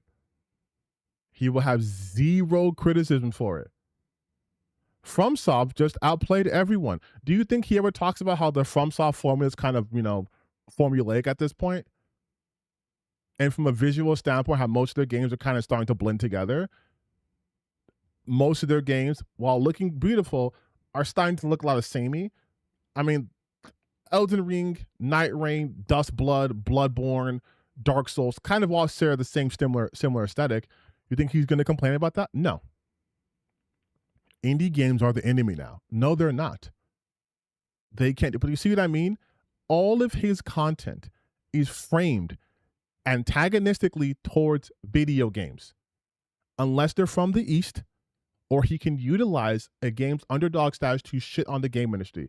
At no point does he talk about anything positive. At no point does he talk about anything that he likes just to like. No, it's just look at these companies going under. Look at these companies dying. Look at these developers. They're awful. They're terrible. But I'm just a guy who has opinions and I love video games. Like, it's very obvious. It is very obvious. This guy is a right-wing grifter. It's so fucking obvious. It's so obvious. I've been watching a lot of the coverage. I've seen the trailers, and this should be a game that I should be excited for. This should be a game for me, but man, I'm not in it. Not at all. The dialogue between the characters, it's another face your past Wolverine story, a Sabretooth whose voice cracks like a 13-year-old every 5 seconds. Probably one of the softest looking Logans that I think we've ever seen. You see how none of these are criticisms? These are all complaints. The softest looking Logan that we've ever seen. This dude is taking one scene. He's taking them, look, cigar in his mouth, claws out with the toothpick in his mouth and grumping. And then one scene when he's clearly emoting like a sad emotion, like, this is the softest Logan I've ever seen. It's undoubtedly Sweet Baby's Wolverine. Like, look at the people he utilizes for his support. It's so obvious. He's so obviously a conservative grifter. In the X-Men or in any of these universes. Something also is just weird about this writing. It just doesn't feel right. There's this scene where Wolverine and Sabretooth are fighting with one another. Can't even say it doesn't Wolverine. feel like these guys are actually trying to fight or kill each other. It just... Oh! Hey, maybe because they're not actually trying to kill each other. Like, do you see what I mean? He just tells you he's stupid, there's no media literacy. It feels like a lover's quarrel. I'm honestly surprised that these guys didn't just start crying in the middle of it. And then I saw... Oh my God. Because here's the scene. Let me see if I can find... This is what I'm talking... Oh my God, man. Like, this is what I'm... Like, this was a scene here. And this is what he's talking about. This is so, like, So we just don't know media literacy. We just Here to grace me with your presence. By the way, this is the 13-year-old voice he's saying Sabretooth has. He took the top shelf whiskey. Earn it. So the first they do Trask. Some self-righteous bullshit.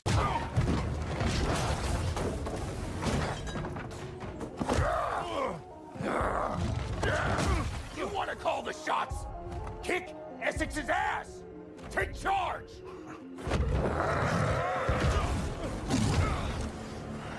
You won't. You just give a shit when it suits you. You don't even want to be here. You're right. I thought you were back. We were back. But you ain't ever coming back.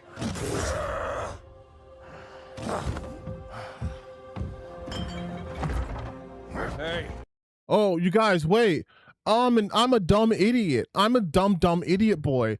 But how come they didn't kill each other there? It's almost like they weren't even trying to have a real fight.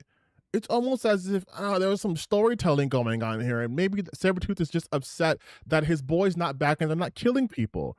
Oh, maybe Sabretooth is upset because Wolverine used to be on his murder squad and Wolverine doesn't want to murder a guy anymore. And all Sabretooth wants to do is murder with his best friend. But I'm big, dumb idiot, man. And I don't know how to read scenes, you guys. I'm stupid. I'm Legendary Drops. I'm stupid. I need things spelled out for me. But also, don't you dare put yellow paint in video games because I'm big, smart brain gamer. Like, this is idiotic. This is idiocy. Fighting with one another, and it doesn't feel like these guys are actually trying to fight or kill each other. Like, this is the complaint of his. This is the critique of his. Like, oh, I'm losing brain cells. I'm losing brain cells. It just feels like a lover's quarrel. I'm honestly surprised that these guys didn't just start crying in the middle of it. And then I saw this post that I think summed up all of this and this entire reaction pretty well. I don't get how this game cost $300 million in 5 years to make. Most of the design is copy-pasted, and that's the meat of the game. Most of the design is copy-pasted from what? Copy-pasted from what? That's the meat of the game. So you've played this entire game. You've played this entire game. They aren't building their engines from scratch. Why would they? Why would they build their engines from scratch? 300 million in 5 years to make in AAA design is not a long time. What are we complaining about? This is pretty quick. It took them 5 years to do this game. That's fast. You want to know where the money went to? Paying the people who were the technical designers, paying the developers, paying the artists, paying the voice actors, paying for mocap, recording the lines. You have to pay people. These are like, do people think that games that cost like $300 million are all for like the graphics and not like the people who are working on the game? That's the budget. Do these people not understand how budgets work? The video game doesn't just cost a price. The price is due to the work put in said game. If I have to program this entire scene, it's not just me programming it, it's multiple people. Someone had to do the 2D character art, and then someone had to animate that art, and then someone had to rig those models, and then someone had to place those models here, and then they had to make sure the fucking thing worked, and then the sound design, and then the audio in general, and then the scripting, and then like making, like, it's like, what are we talking about? Game. They aren't building their engines from scratch. Graphically, it's not anything we haven't seen before. Where are the resources going? And this is what has me like, how could anybody be surprised by any of these reactions? Because we've quite literally seen all of this happen before. The combat isn't new. The stealth sections are the exact same thing that we've seen in Assassin's Creed Black Flag more than a decade ago. The QuickTime events are in every single PlayStation game. We can see through the AAA loading screens where you're sliding under a door or squeezing between two. What did they want this game to be? Did Wolverine say it was going to come out and be a revolutionary game that's going to get rid of loading screens and all this shit. Like, this is what I'm talking about. They don't understand anything. They don't, and I hope Legendary Drops watches this video, because I think you're a moron and you're a fucking liar. You're gonna sit here and act as if the games that you suck off aren't also derivative of something. Do you think the new Grand Theft Auto game is going to have completely new gameplay that no one's ever seen before? Because I have a bridge to sell you if you think that's the case. No. What they do is they find a formula. This is all video games. They find a formula that works for them, and then they fine-tune that formula so they can streamline the process so you get these games faster. Okay? Do you want every game to take 13 years in between? One game per console? Like, Jesus fucking Christ. Walls. We have fought this exact same giant boss that slams its arm into the ground so that you can attack its weak point 1,000 times. We have played this game before. And if people are wondering where all the money and time is going, increasingly, that answer is the story. The gameplay has just become the vehicle that they're using to be able to drag you through all their cinematic sequences. That's the Hollywood problem with AAA games today. Every single studio, they want their prestige drama. They want their Hollywood video game. They want to pretend like they're Hollywood directors. Everybody wants their big emotional performances, the celebrity voice actors, the hours of cinema. Celebrity voice actors. Yuri Lowenthal? Listen, I love Yuri Lowenthal, but Yuri Lowenthal? Also, Liam McIntyre has done voice acting before. He's fucking JD in the Gears of War franchise. They're not going for what like big celebrity are they getting in these games to be like, oh, this is what AAA wants? Like, I'm trying to think, like Ghost of Yote, Erika Ishii. I forgot the guy who played Jin Sakai, but like what? Troy Baker for the Last of Us series? Like, what are we talking about? He's acting as if they're hiring Robert Downey Jr. to fucking play Doc Ock. Cinematics, and the actual act of playing the game is just window dressing that they're using to pull you through their 15 hours of cutscenes in their 25-hour video game. So what you're seeing right now isn't a bunch of people that are suddenly just rejecting this linear action game like some people are trying to make it out to look like. It's people who are looking at another absurdly expensive cinematic walk, talk, climb, fight, cutscene AAA production and asking, how many times are we supposed to be impressed by the You know what's so funny about this, though? You know what's so funny about this? All the games he's talking about were mostly like open worldish games. This game's not that. This game's not that. The games he's talking about, he's obviously alluding to Spider-Man, Marvel Spider-Man from the Insomniac games, right? But we could even throw in like The Last of Us Part 2, which has a somewhat open world structure. We can talk about God of War that has a more of like an open sandbox structure. The Wolverine game is linear. So like, you quite literally have not seen this before. Like, that's a contradiction right there. He's talking about how this has been done before, but from Insomniac, it quite literally has not been. When is the last time you got a AAA cinematic linear experience where you have levels? When was that?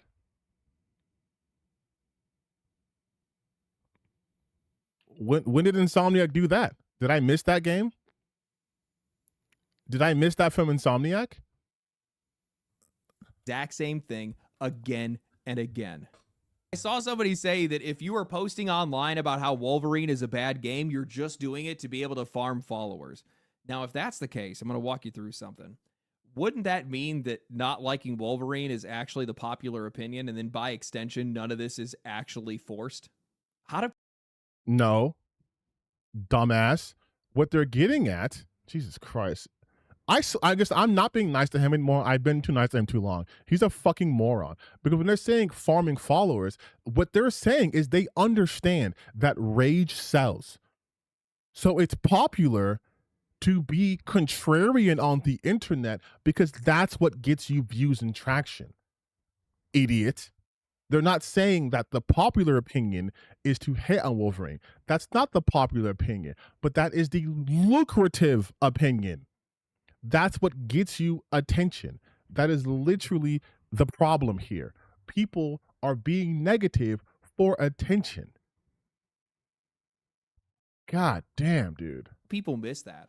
That's the one thing that I don't understand. Like, these guys just do not want to accept reality in a lot of these cases. When you see a lot of people that are agreeing on something, in some cases, that's because they actually agree. Right or wrong doesn't really matter. And right now, you see a lot of people that are coming together and they're agreeing that they're just not liking what they see when it. Oh, is that true, Legendary Drops? Is that true, Legendary Drops? Okay, let's go to his favorite website. Let's go to Twitter and let's talk about the Wolverine game. And let's see what are the most popular. Let's just see what the most popular stuff happening here, right? These are top. This is top, okay? Oh, the Ben 10 comparison. We'll probably see this a bunch of times. Insomniac popping their claws. Let's look at the comments real quick. Excited, Soyverine. Why? Blue check mark. And let's talk about trans people and let's make stories about gay people. Why? Because this gets attention. This gets people attention. This is why they do that. This is why they do that. Notice how the people who are being normal about this game aren't getting that much interaction, but the people being negative are getting more interaction. Are you paying attention? Are you paying attention, Legendary Drops? Are you paying attention? Notice how the people who are being positive are getting less attention. Do you understand? Do you understand how this guy you tweeted before got 24,000 likes on AI slop? And this post that's just talking about the game got 300 likes? Like, do you understand? Do you understand what's happening here? Do you see how nothing else has compared in terms of likes to that? But this one being reposted again got 4,000 likes.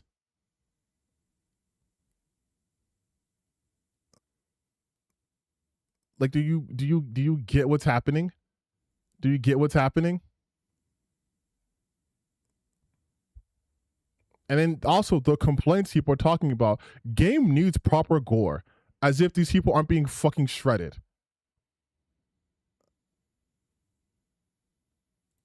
Like, this is what we're talking about. They got negative comments in here talking about, oh great, Wolverine's going to have trauma needs to heal from. What are we doing here, man? LOL, how are these LARP monsters even getting here? People are LARPing. This scene especially too. They are nitpicking every possible thing here because they just want to farm for attention. This is why they do this. They take scenes out of context. This is why they do this. Wolverine, the weak baby now. Everyone wants to get attention. That's why they literally do this.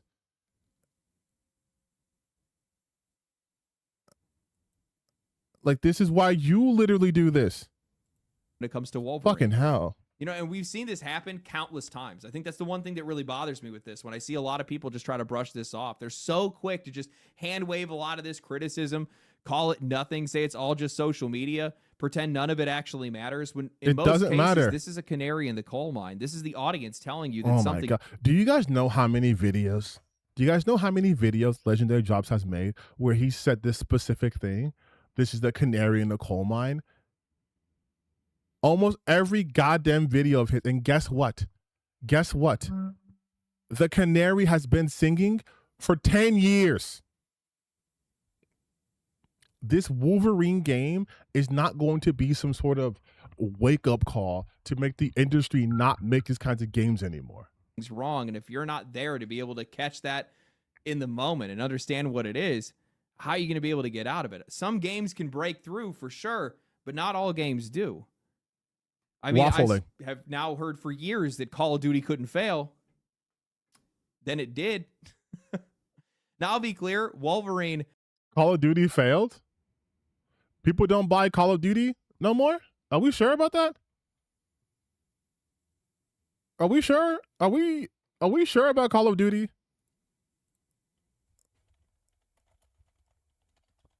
Are we sure about Call of Duty? Call of Duty failed, so no one plays Call of Duty no more? Even the worst selling Call of Duty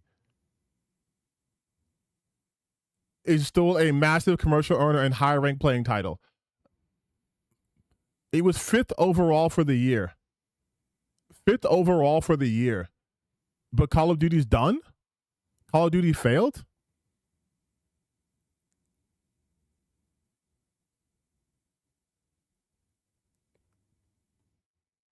Wow, that's news to me.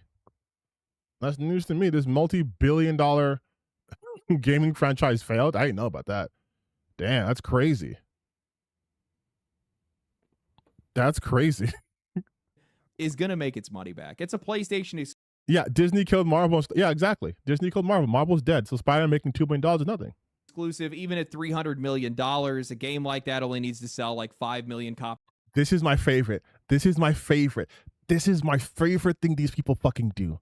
They will hedge their bets because they know that the game is going to do well. And that's what, oh yeah, it only has to sell like 5 million copies. No. Hold that. You had all this smoke talking about this game is going to be bad because, oh, sorry, I didn't say it was bad, but you had all this criticism about this game, but now you're too pussy to follow through and go like, oh, it's going to sell well. But if it's going to sell well, then what's the fucking point of your video? What's the point of your video? Then this is not the canary in the coal mine. This is the audience is going to play this game. It's going to sell well. People are going to like it. And then what? Oh, but he already admitted it early in the video that he gets to do this. The game can be good. Doesn't matter. He got his hate views. He gets his money from this video on to the next one. For these guys to be able to make their money back. But the problem is that Sony doesn't need another game that just makes its money back. Sony needs a windfall because they've been burning money like crazy. They've been in a lot of trouble over the past couple of years, and they need this game to be big. Ah, my other favorite tactic they do, where they say this game needs to not only do well, it needs to do exceedingly well. You don't know the pockets of Sony. You don't know their actual finances. You don't know what moves they're making. You don't know any of this shit. You know nothing. But this is what these grifters do. This is exactly what happened with the Odyssey. This is exactly what happened with the Odyssey. So many people were saying it's be a woke disaster because they hired a trans actor, because they played Lupita as Helen of Troy, and they had Zendaya as Athena. And it was too woke. It was too woke. It wouldn't do well. And then as the reviews started piling in, maybe we saw some pre-sale, like, okay, actually, it's gonna do okay because it's Christopher Nolan, but it's gonna have to make this much money. And then it made $1 billion, and then they shut the fuck up. Same thing also happened with Ghost of Yotei. When they said this game would be a flop, they were like, Ghost of Yotei is going to be a flop because it's a woke game. They replaced Jinsekai with a woman. Sony is woke and gay and whatever. And then it was ostensibly not a flop. Crazy successful game. And you know what the metric became then? Okay, but Ghost of Yotei in the same period of time hasn't sold more than Ghost of Tsushima. It's like Ghost of Yotei's been out for a week. Ghost of Tsushima's been out for 5 years. Give it some time. And then Ghost of Yotei went on to outpace during that initial time period the sales of Ghost of Tsushima. Oh, but Ghost of Tsushima still sold more. Ghost of Tsushima was released also on PC later on and was also released during COVID. And then it becomes, well, look at the install base. This game had 50 million players, but the install base of the PS4 was 300,000 trillion. So it's really a failure. Like, that's what they do. This is what he's doing right now. It has to succeed. Don't make its money back, but Sony needs to just make more of its money back. Are you the chairman of fucking Sony, my guy? Do you know what Sony's internal projections are for this game? And the more games that you have that come out that have a reaction like this, the further you are going to get away from actually winning with any of these games. Oh my God, this is such fucking bullshit. Now he's just saying, but the more reactions you get for these games, the harder it's gonna be. Even though you just made $1 billion. Like, he's talking about Sony as if Sony's Marvel Spider-Man did not just cross the $1 billion mark, and as if the fucking movie, it's a Sony Marvel venture, made over $2 billion. Sony probably doesn't even need Wolverine to sell that much because Spider-Man got them $2 billion in films and $1.2 billion off of one game. Sony is more than just the game it releases. Sony has movies, TV shows, fucking digital products, physical products. Like, they make their money a multitude of ways. It's always going to be a goalpost move to cover my ass. But he's already admitted in this very video, this is the strategy. You can lie about shit. He says roasting it. But you can lie about shit. You can make your money off of it. And then if it does well, okay, you lose nothing. That's the grifter strategy. He just told you this. He told you this. And I think that's the important part, because none of this is coming out of nowhere. Wolverine might have plenty for people to be able to criticize. There's things that people don't really like about it, but there's clearly something else that's behind this, that's fueling this reaction. And we all know exactly what it is. Sony has spent years now burning their reputation, burning any goodwill that they've had. And they're the ones that started this firestorm. They're the ones that dried out the woods. Okay, so the rest of the video has nothing to do with Wolverine then, right? We're just the lightning that's striking. And now every single new game they have, and probably every new game everybody else has, is going to pay for it. And I think it's only going to get worse. What's it to Wolverine? Before all the backlash against Wolverine, I had seen this post from Colin Moriarty of the Sacred Symbols podcast, where he was talking about how unusually upset the PlayStation fan base seems to be, and how it's all tied back to how the ecosystem is no longer running through the players, or it's just not really actually feeling like it's for them anymore. And what I find really funny is that only just a few days later, as the controversy would start springing up around Grand Theft Auto 6, something that I hope to get into later this week, Jez Corden of Windows Central would post about how pointless a hate movement against Grand Theft Auto 6 would be because, well, the game is going to sell anyway. And in response, Colin would say, because many people make it their entire identity to hate everything. Yes. Which means I'm using my observation hockey. Legendary Drops is going to take offense to this. Instead of actually playing games, which they don't really like, but they really can't bring themselves to admit or accept, it's the same as when people say there are actually no games. Okay, Chief, if you say so. And I reflected on this recently because some of these people get so close to understanding what's actually happening, what's actually motivating people right now. I love the irony of Legendary Drops trying to be like, these people are getting so close to what's actually happening. Now, where a lot of this backlash is coming from around a lot of these games, and then immediately they fall back onto this idea that people have just made hating things their identity. Like, everybody just collectively woke up one morning and said, you know what, I'm gonna be a contrarian.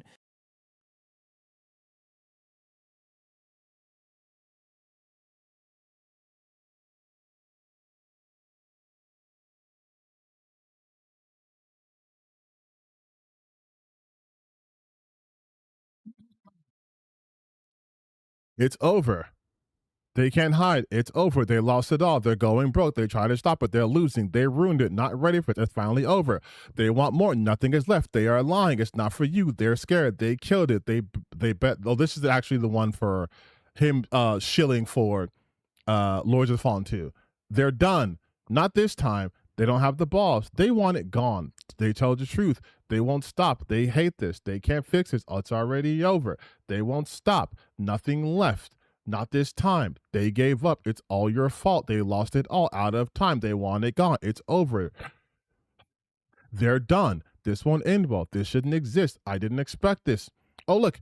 I tried Arknight's Infield. Oh, a gacha game? Oh, actually, I like this. Never mind. This is good.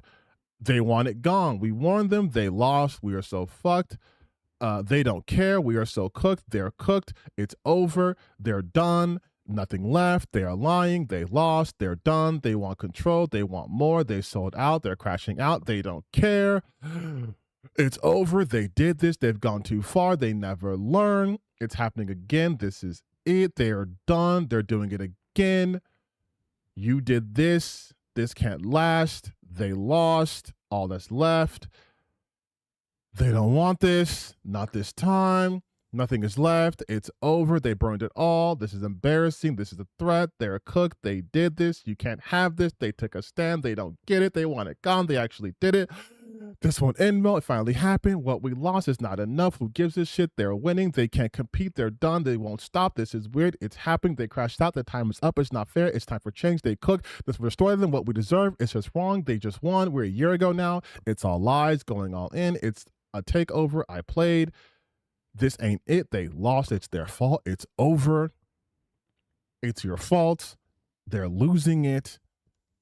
Pushed out. Not this time. Oh, it's too much. Lost it all. I think we get it.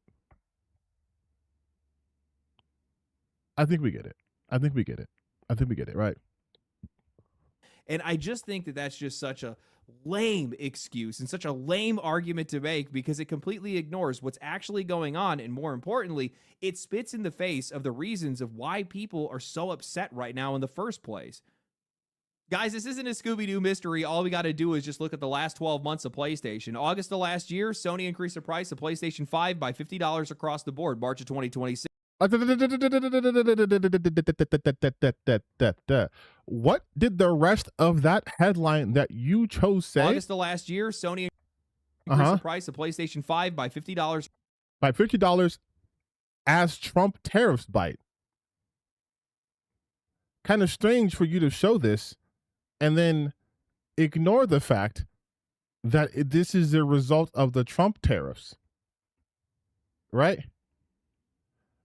Also, PlayStation wasn't the only console. PlayStation wasn't the only manufacturer to increase their price. All the prices went up as a direct result of Trump's tariffs. Like, literally. Console price increase.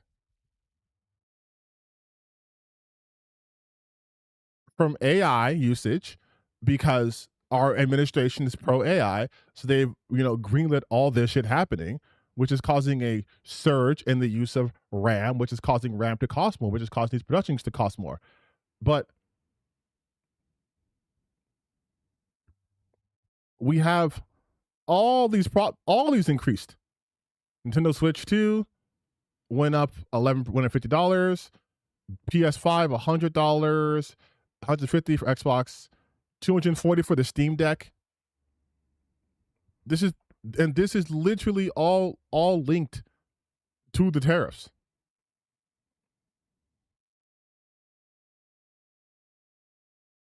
Both Microsoft and Sony have increased baseline console prices multiple times, citing compounding pressures from imports, duties, and high component costs. Import duties, tariffs. These are tariffs.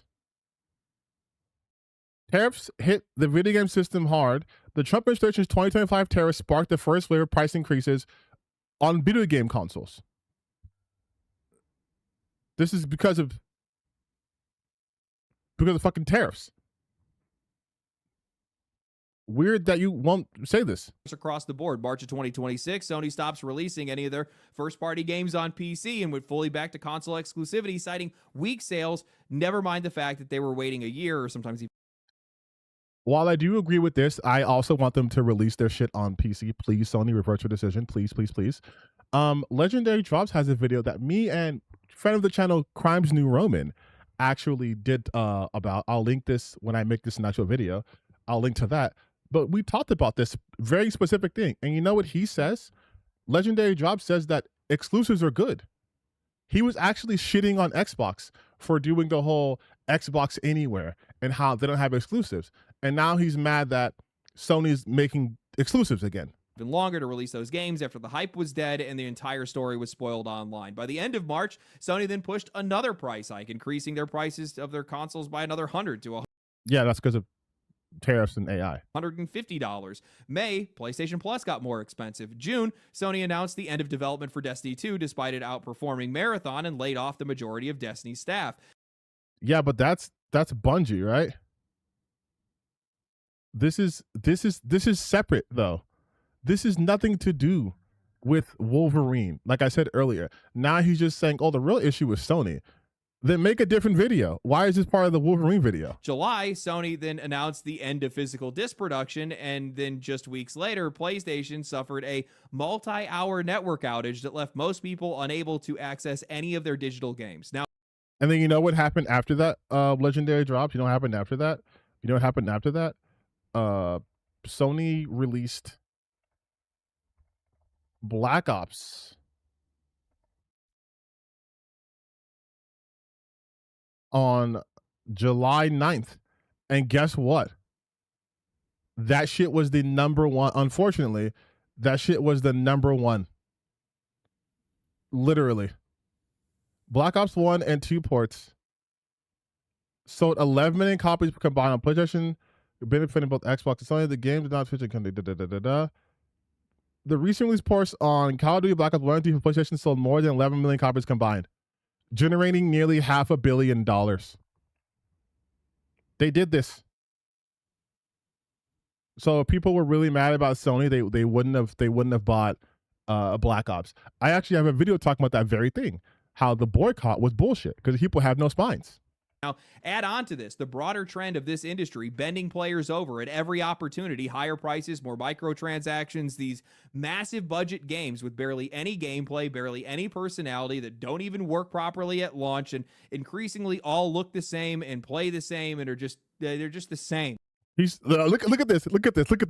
He ran out of generic superlatives to say, so he just goes, they're looking the same and they're acting the same and they smell the same. Launch and increasingly all look the same and play the same and they're just the same, man. They're just the same, man. You know how Spider-Man and fucking The Last of Us and Horizon and Uncharted and God of War, you know how they all play and look the same, right?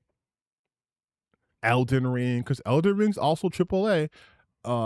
Crimson Desert, also AAA. Black Myth Wukong, also AAA. Stellar Blade, also AAA. You know how they all look and play the same, though, right? You find it funny? I find it funny how he used none of those Eastern games that also went for a more cinematic approach. Did Black Myth Wukong, another linear game with invisible walls, did it not go for a more cinematic approach in its storytelling too? Or did I just make that up? Weird how he didn't use that. Did Stellar Blade also not go for a more cinematic approach in its storytelling? Strange how that didn't make the footage here. Strange. And then he's talking about games not working at launch. Wasn't that Crimson Desert? Didn't they have to patch that shit too? Does that game get a little B-roll footage here? No? Interesting which games don't make the cut. All just the same. And let's not pretend like Wolverine is existing outside of that. That's the whole point of this entire thing. It looks like damn near every other modern PlayStation exclusive that we've already played at this point. So I don't understand how people cannot read the room here. Players are just not putting up with any of their shit anymore. Any of the shit that this industry is trying to put their audience through. The Wolverine game looks like an Insomniac game because development companies have their own aesthetic. That much is true. But you would be a fucking liar and moron if you were to say that the Wolverine game looks like The Last of Us. The Wolverine game looks like Uncharted. Like, he's saying they look like all the PlayStation first-party games. They don't look the same. Does this look like Ratchet and Clank to you? Let's do a little test here. Let's do PS4 first party games.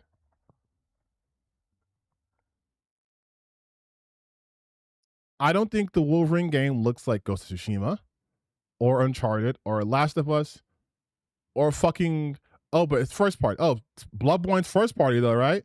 Does it look like Bloodborne? Does it look like Days Gone? Does it look like The Last Guardian? Dreams? We can go just PS5. PS5 first person exclusives. Does this game look like fucking Astro Boy? Or sorry, Astrobot?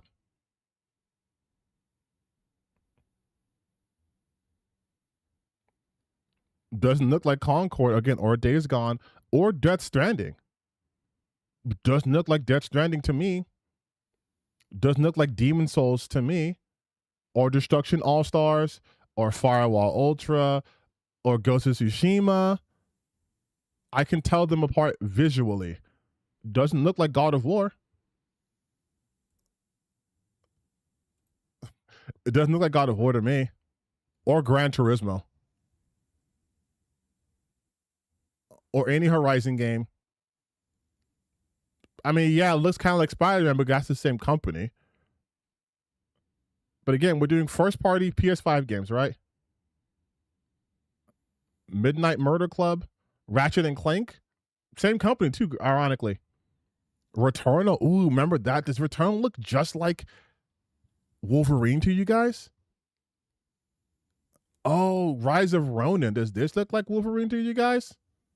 Does this look like the Wolverine game?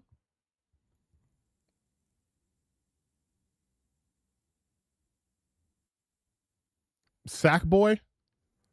Stellar Blade? I mean, I can keep going. I can keep going. I can keep going forever. Until Dawn remake. It doesn't look, these don't look the same. They obviously don't look all the same. They all play all the same. PlayStation, they made this audience.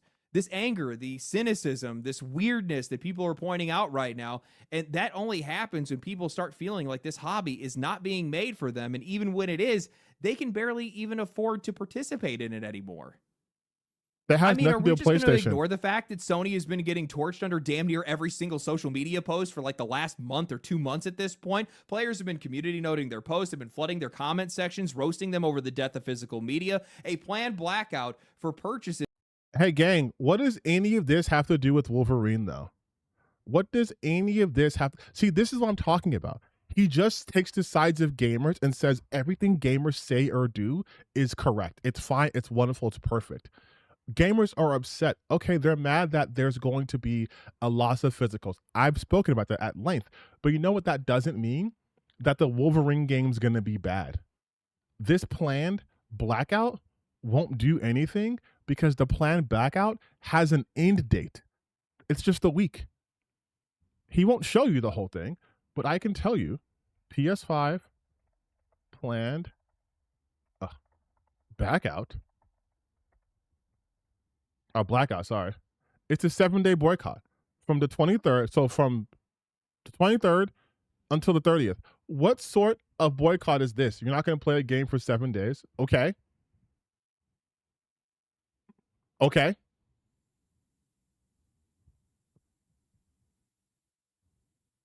What's that going to do? You told me you're going to go on strike for a week. So there's no demands that need to be met.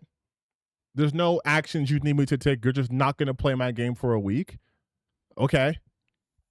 And then what happens after that week? What happens after that week? You go back to playing it? Okay, so you can play for a week. All right. Okay. Also, you know the funny part is?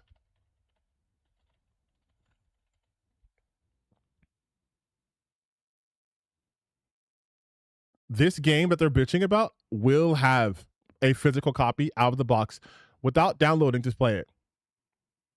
So of all the games to do this about, to complain about the lack of physical copies, you're going to do this to the company that's releasing the physicals? Do you think Insomniac has any say if Sony does what or not? They're still releasing physical copies. Yes, your people, they're still going to play Grand Theft Auto when it comes out. This means nothing because gamers do not have class consciousness. If they did, they would say, you know what? None of us are going to play Grand Theft Auto. We're going to boycott your company by not playing GTA 6. We're going to make GTA 6 the biggest flop in history. It's going to make Concord a distant second. That would actually do something to these people. But they would never do that. And they know that. So this is nothing. And logins is in place right now where they're going to be protesting the PlayStation Network. And somehow these guys are confused when that same hostility is flowing into Wolverine. These people, they're confused, you dumbass, because Wolverine is releasing physical copies. They're confused because they're doing the thing you want them to do. I'd be confused too if you're yelling at me about no disc, no buy, when I'm like, bitch, there is a disc. This is the problem that I have with these guys. They treat every single decision in every single game like it's something that has to be judged in complete isolation. These guys cannot see the forest through the trees. Customers don't experience a company a decision at a time. They accumulate an experience. One thing pisses them off, then another, and then Sony comes back 6 months later and says, hey guys, are you excited for Wolverine? No, they're not. You've made it impossible for them to be. People keep blaming the audience for becoming cynical without asking who made them cynical. You negative bitch. You did this. Who made them cynical? Oh, geez, what a surprise. Who made them cynical? I wonder, couldn't it be the content creator we're looking at right now who has videos that are just this shit? That's just this? That's just this? Oh, why is the audience suddenly so negative? Oh, I wonder why. I wonder why. I wonder why. And not just him. Obviously, it's a huge group online of people who do this shit, but like, he's definitely one of the louder ones. I just don't think that the games industry understands what they've done by destroying people's trust and extracting as much value as they possibly can without giving anything back. They have completely flipped the burden of proof here. Years ago, if Sony had announced Wolverine, people would probably just say, hey, this is probably going to be a good game. They'd point to Insomniac's track record. Maybe they'd even float the Metacritic score. They'd ask, why should I be worried? But now the question is, why should I trust you? I've said this a million. Why should I trust you? Because of the shit you just said. Because Insomniac's track record. What does any of this have to do with? I'm getting tired, you guys. I feel like I'm repeating myself. In times, goodwill is a currency, and Sony. He's also repeating himself because if I skip here, I guarantee he's talking about the same shit. Or Horizon Hunter's Gathering or whatever other game that they're going to try to push that doesn't have a giant audience ready to defend it. If Wolverine is getting this much hate, those games are going to get absolutely obliterated. Wait, hold on. I should have skipped that. The scary thing for Sony right now isn't that just people are memeing on Wolverine. It's that they've ruined their entire reputation so badly that Sony can show people one of their biggest games starring one of the biggest characters on Earth from one of their most successful studios, and the audience's first instinct now is to say, what's wrong with this game? Wolverine at least had some built-in grace. Oh my God, please don't try to act as if a game that has the Horizon title on it wouldn't have gotten hate because of this. Please don't do this, Legendary Drops. You have to be smarter than this. People like Marvel, people like X-Men, they maybe like Insomniac in some cases, and that even hasn't been enough to be able to put a dent in some of this criticism. So what does Sony think is going to happen with games like Fair Games or Horizon Hunter's Gathering or oh my God, dude. Oh my God. You are a moron. How are you this terminally online, but this untapped onto everything, man? Oh, you're just a grifter. I forgot. Because he's going to pretend that, well, Sony just lost goodwill now. So what do you think's going to happen when they announce her right? Dog, people have had a hate boner for Aloy for like 9 years, man. Where have you been? Fair Games? People were talking shit about Fair Games for the longest time. Woke DEI slop. This is a train wreck. This is all before Sony started doing this shit. Another Concord. Why Fair Games starting to feel like Concord? It's the same people, but still, this is months ago. Some of these are like a year ago. What are you talking about? Sony's going bankrupt. This is a year ago. They just won't learn. 6 months ago. 1 year ago. Fair game's been another Sony flop. Like, what are you talking about? Oh, what are they gonna do now, you guys? They're not gonna. And then Horizon, they were calling this shit woke slop the minute they saw the trailer for it. What are we talking about here? Or whatever other game that they're going to try to push that doesn't have a giant audience ready to defend it. If Wolverine is getting this much hate, those games are going to get absolutely obliterated. And what does that mean, though? All this does is prove me correct. This just proves me correct. He's so bad at this. He's literally admitting, look at the games that won't have someone to defend. They're going to get even more hate. Well, why would they get more hate? Because of things that happen outside of the game, right? So again, it has nothing to do with the game quality, nothing to do with how it looks or anything like that, and everything to do with angry people on the internet. Kind of like how Colin Moriarty was talking about how people make this their identity and they wake up and just be hateful. You were just denying this fact, and now you're justifying people making hatred their entire identity. What drives me insane with all of this is that we have people that are out there that are trying to convince themselves that none of this is even real. Like, if they can just explain away this backlash hard enough, then maybe somehow this problem's just gonna, I don't know, disappear. Just repeating GameSpot himself. just published an article that was titled, "Wolverine is another victim." Oh my God, he's doing the Andy Pants shit. He's doing the Andy Pants shit of making a voice to make his point. Oh, Wolverine is another victim of the internet's endless gaming negativity. I'm doing a baby voice because I can't actually argue against this. So I'm relying on pathos. I have given you guys literally no reason to believe me. Of the internet's endless gaming negativity, where they're sitting there and they're trying to explain away all of this by citing a recent University of Toronto study claiming that Twitter's How dare they try to give you guys information by using sources? Look at these bitches using these accredited sources, talking about Twitter's algorithm recommending inflammatory political posts. I like how he talks like people trying to hand wave away shit, and he's going to immediately hand wave this away. recommendation algorithms and just algorithms in general favor high engagement, inflammatory, and polarizing content, essentially just suggesting that people are only saying this stuff because they're being manipulated by negative algorithms. Then, of course, pointing the finger at YouTubers like myself, talking about how Oh, weird. What a weird self-report.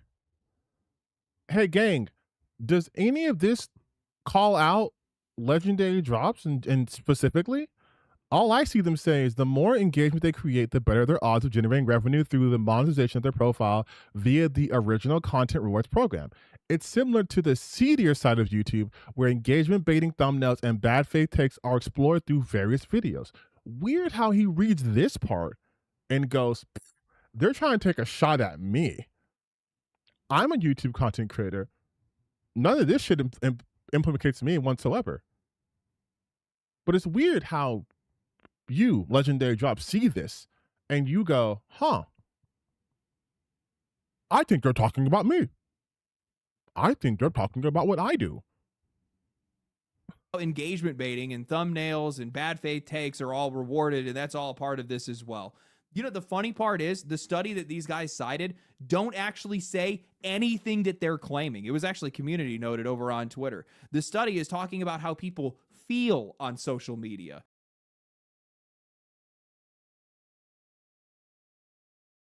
Despite creating a greater sense of belonging to some users, researchers found that frequenting the social media platform is associated with a drop in positive emotion and surge in outrage, political. Yes, that's the study. What do you mean? What do you mean? Yeah, that's the study. People report how they feel after using this, and then that's how studies work. What do you think they're going to assign a numerical value to someone's like feelings? They might do like a 1 through 10, like 1 being really bad, 10 feeling awesome. But how else do you think they would? How else? This is respondent. How else would you think they would do this? And also, your counterpoint is it was community noted on Twitter, and they never abused community notes. Like, what reality do you inhabit, man? It wasn't something that was actually proving Twitter's algorithm is specifically boosting negative opinions just because they're negative. I mean, we could just do this right here.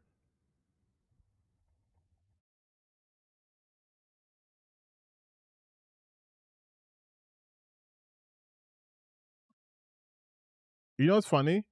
This has been such a problem, actually, that Nikita Beer from Twitter had to change the algorithm.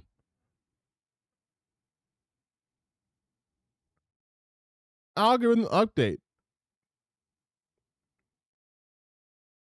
Elon Musk has announced that X's algorithm will now penalize posts deemed negative in an effort to boost information and entertaining content. This change aims to maximize unregulated user seconds, focusing on enhancing user experiences. This is from 2025, and this obviously didn't happen because they lie. Let's see here. This is the report, right, about the Canadian shit? Value misalignment in X feed algorithm is a reflection of value tension and engagement. Social media feeds algorithm rank content supported by the. Okay, let's just see the results.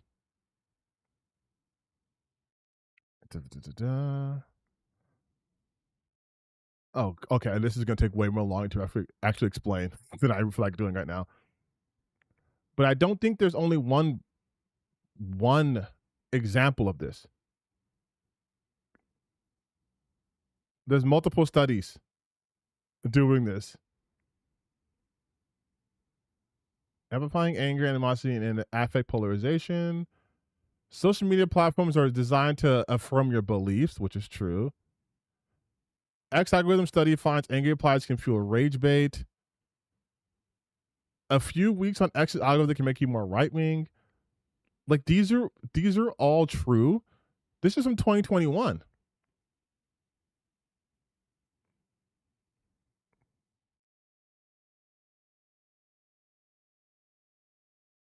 During the study, Twitter looked at millions of tweets posted between April 1st and August 15th of 2020.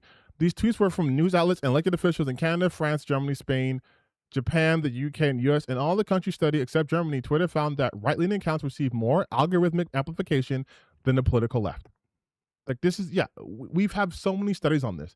And also, you want to be informal, you can just go on the internet right now, type in Wolverine, and see what kind of interactions you get.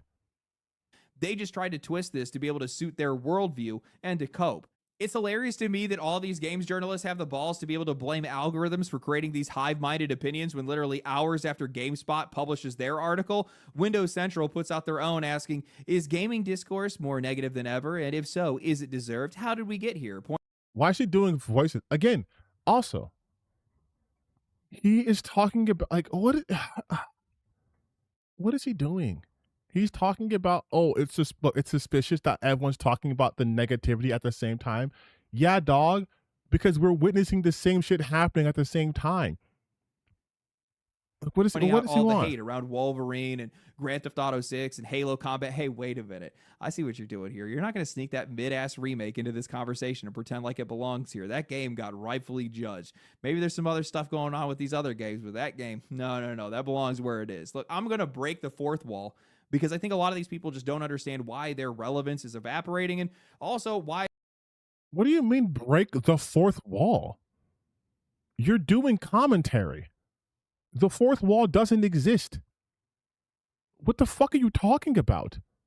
They just don't feel connected to the rest of the audience right now. Algorithms are not magic.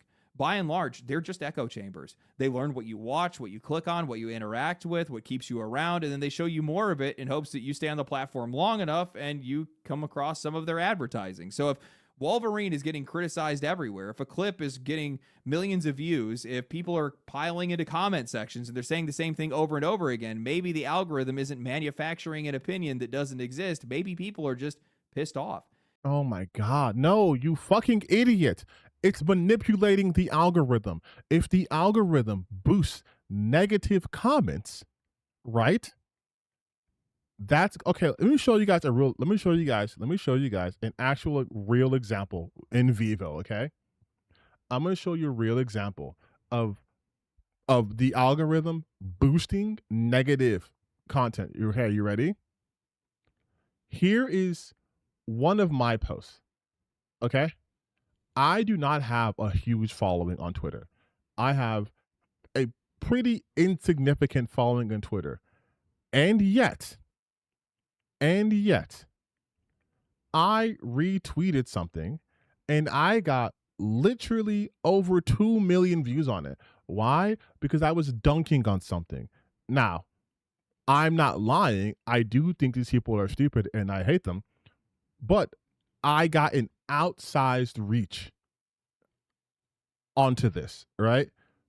My small account got amplified like crazy.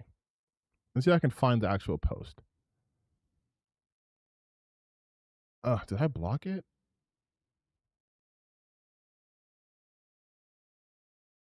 Okay. So I have a bunch of examples just happening too.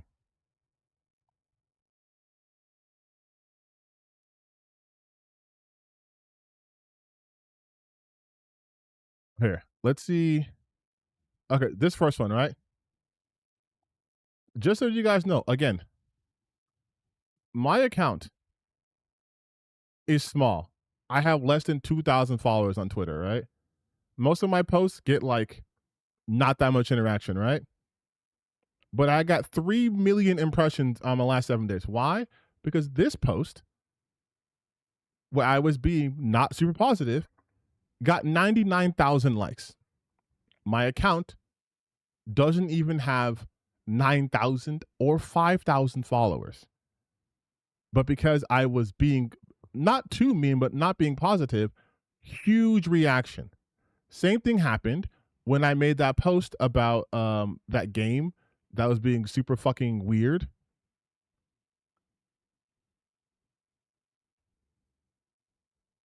They deleted it, but that one also got like a fucking 600,000 views, right? Point being, I, with my small account, if I wanted to, could become a bigger account on this website by just negative posting. Especially if I got a blue check mark. Because again, if I were to show you that post about this, if you look at the comments, if I go by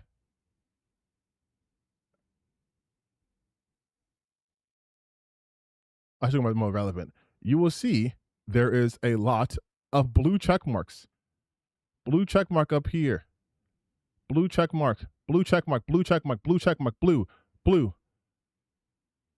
And people are trying to dunk on me, right? But blue. And look at the comments the blue ones are saying. You slay, white knight. I'm annoyed they're doing this to accommodate Islamists and using feminism as cover. No one cares about women's sports. They're all trying to be negative here. We're all trying to be negative here so they can get clout. That's how this algorithm works. They're not trying to be positive, correct? Because we're neither gay nor do we hate life such as you do. Again, them attacking me. And he got 3 likes. They will do all this shit. They will be negative for likes. We know this. We know that's how these algorithms are. Most of these people are trying to get a dunk on me. Like they're trying to get a dunk on me because they saw my dunk do numbers. That's how the algorithm works. That's why this person even wrote this. This person got 16 million views. I ratioed them, but they got 16 million views because they wanted to get attention. And what did they say? The latest woke achievement athletics. They didn't say anything positive about these women because when they got traction in the algorithm. That's literally how it works. So again, he's just explaining how much he doesn't know about things that everyone knows. Everyone knows this. This is like him as a content creator trying to talk about there's no incentive to be negative on YouTube. And then all of his titles are like, they lost, they don't want this, they're woke, they're cooked, they suck, it's over. Like,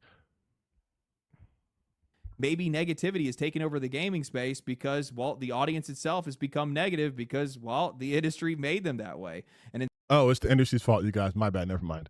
Forget everything I said. It's the industry's fault. instead of just asking why, everybody keeps desperately searching for some other explanation that allows them to avoid the obvious answer. The algorithm did it, YouTubers did it, Twitter did it, gamers are miserable, you guys don't even like video games anymore, you guys are ungrateful, or whatever they want to say.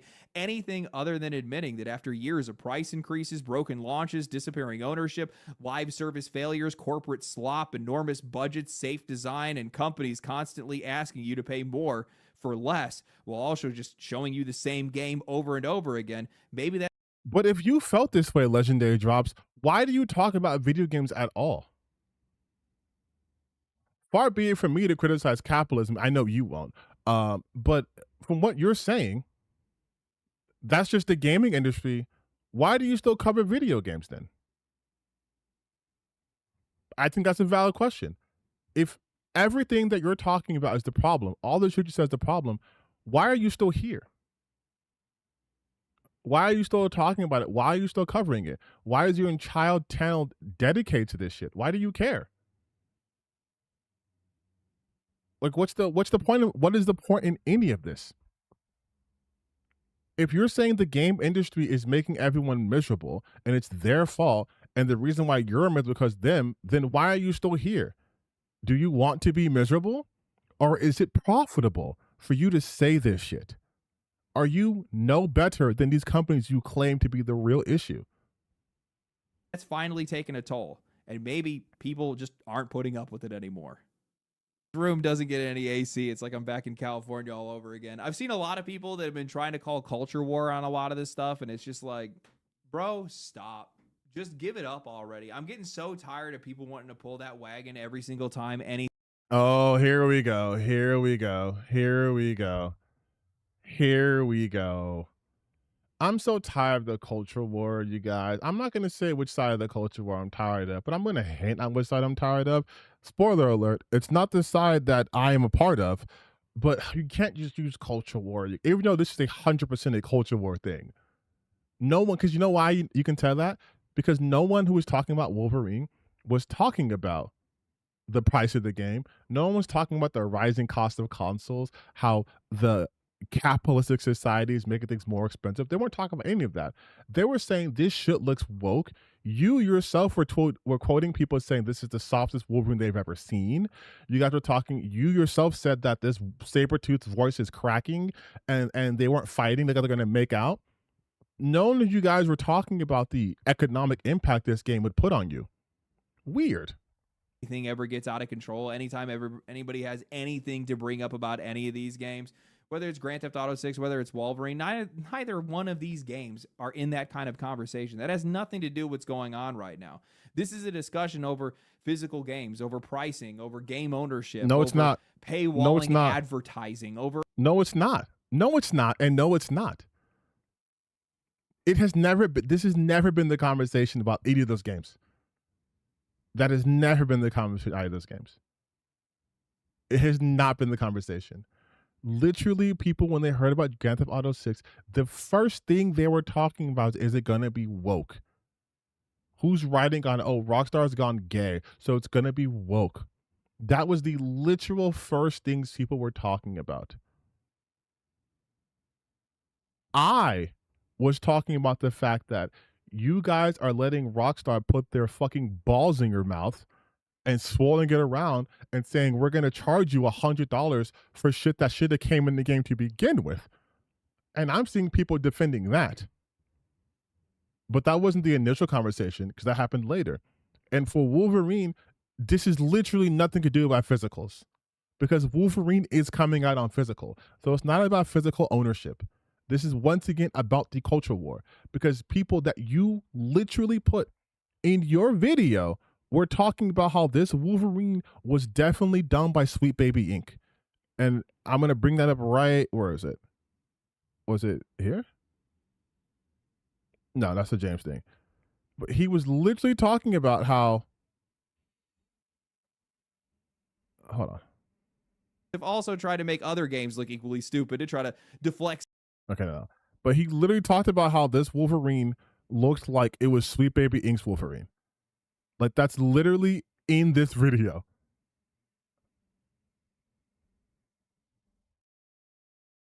Come on.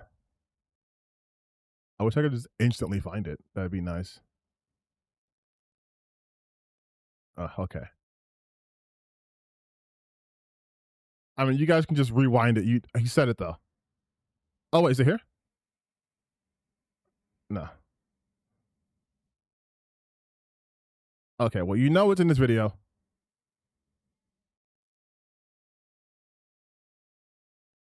I swear to God, almost every third-person push game looks the same. What does this have to do with owning physicals, legendary drops?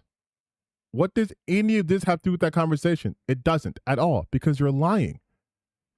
Nothing you said had to do with this. We just have to keep screaming. It's all we can do. Try to be able to exude a ton of different things that these companies have done over the years. Start here. Grand Theft Auto 6, whether it's Wolverine, neither one of these games are in that kind of conversation. That has nothing to do with what's going on right now. This is a discussion over physical games, over pricing, over game ownership, over paywalling advertising, over just a ton of different things that these companies have done over the years that have just constantly been grinding against people's goodwill to the point where there's just nothing left, man. There's just nothing left. And like, I've tried to take time to kind of reflect on this myself, because like I've looked at some of my videos. No, you last, haven't. like year or so. Oh, okay. Like, let's see. There is a lot more negative videos, and the reason why is because I'm negative. Yes, we agree on something. You are negative, but legendary drops. Let's not pretend. Let's not pretend this is because of this past year. Let's not play that game. You were doing this shit before this year. You were doing this shit with Assassin's Creed. You were doing this shit with Dragon Age.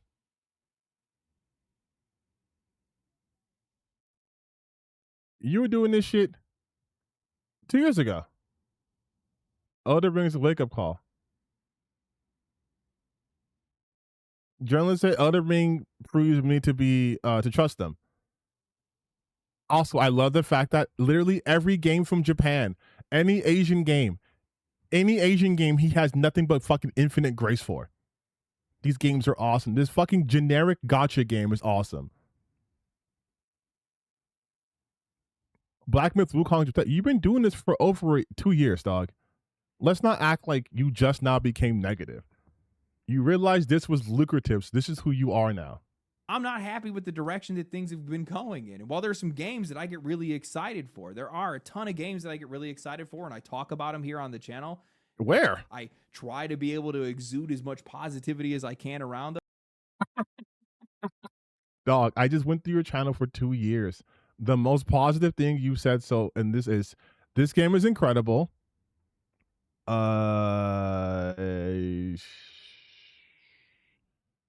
Marvel Rivals has become a threat, which again isn't you talking positively about these games.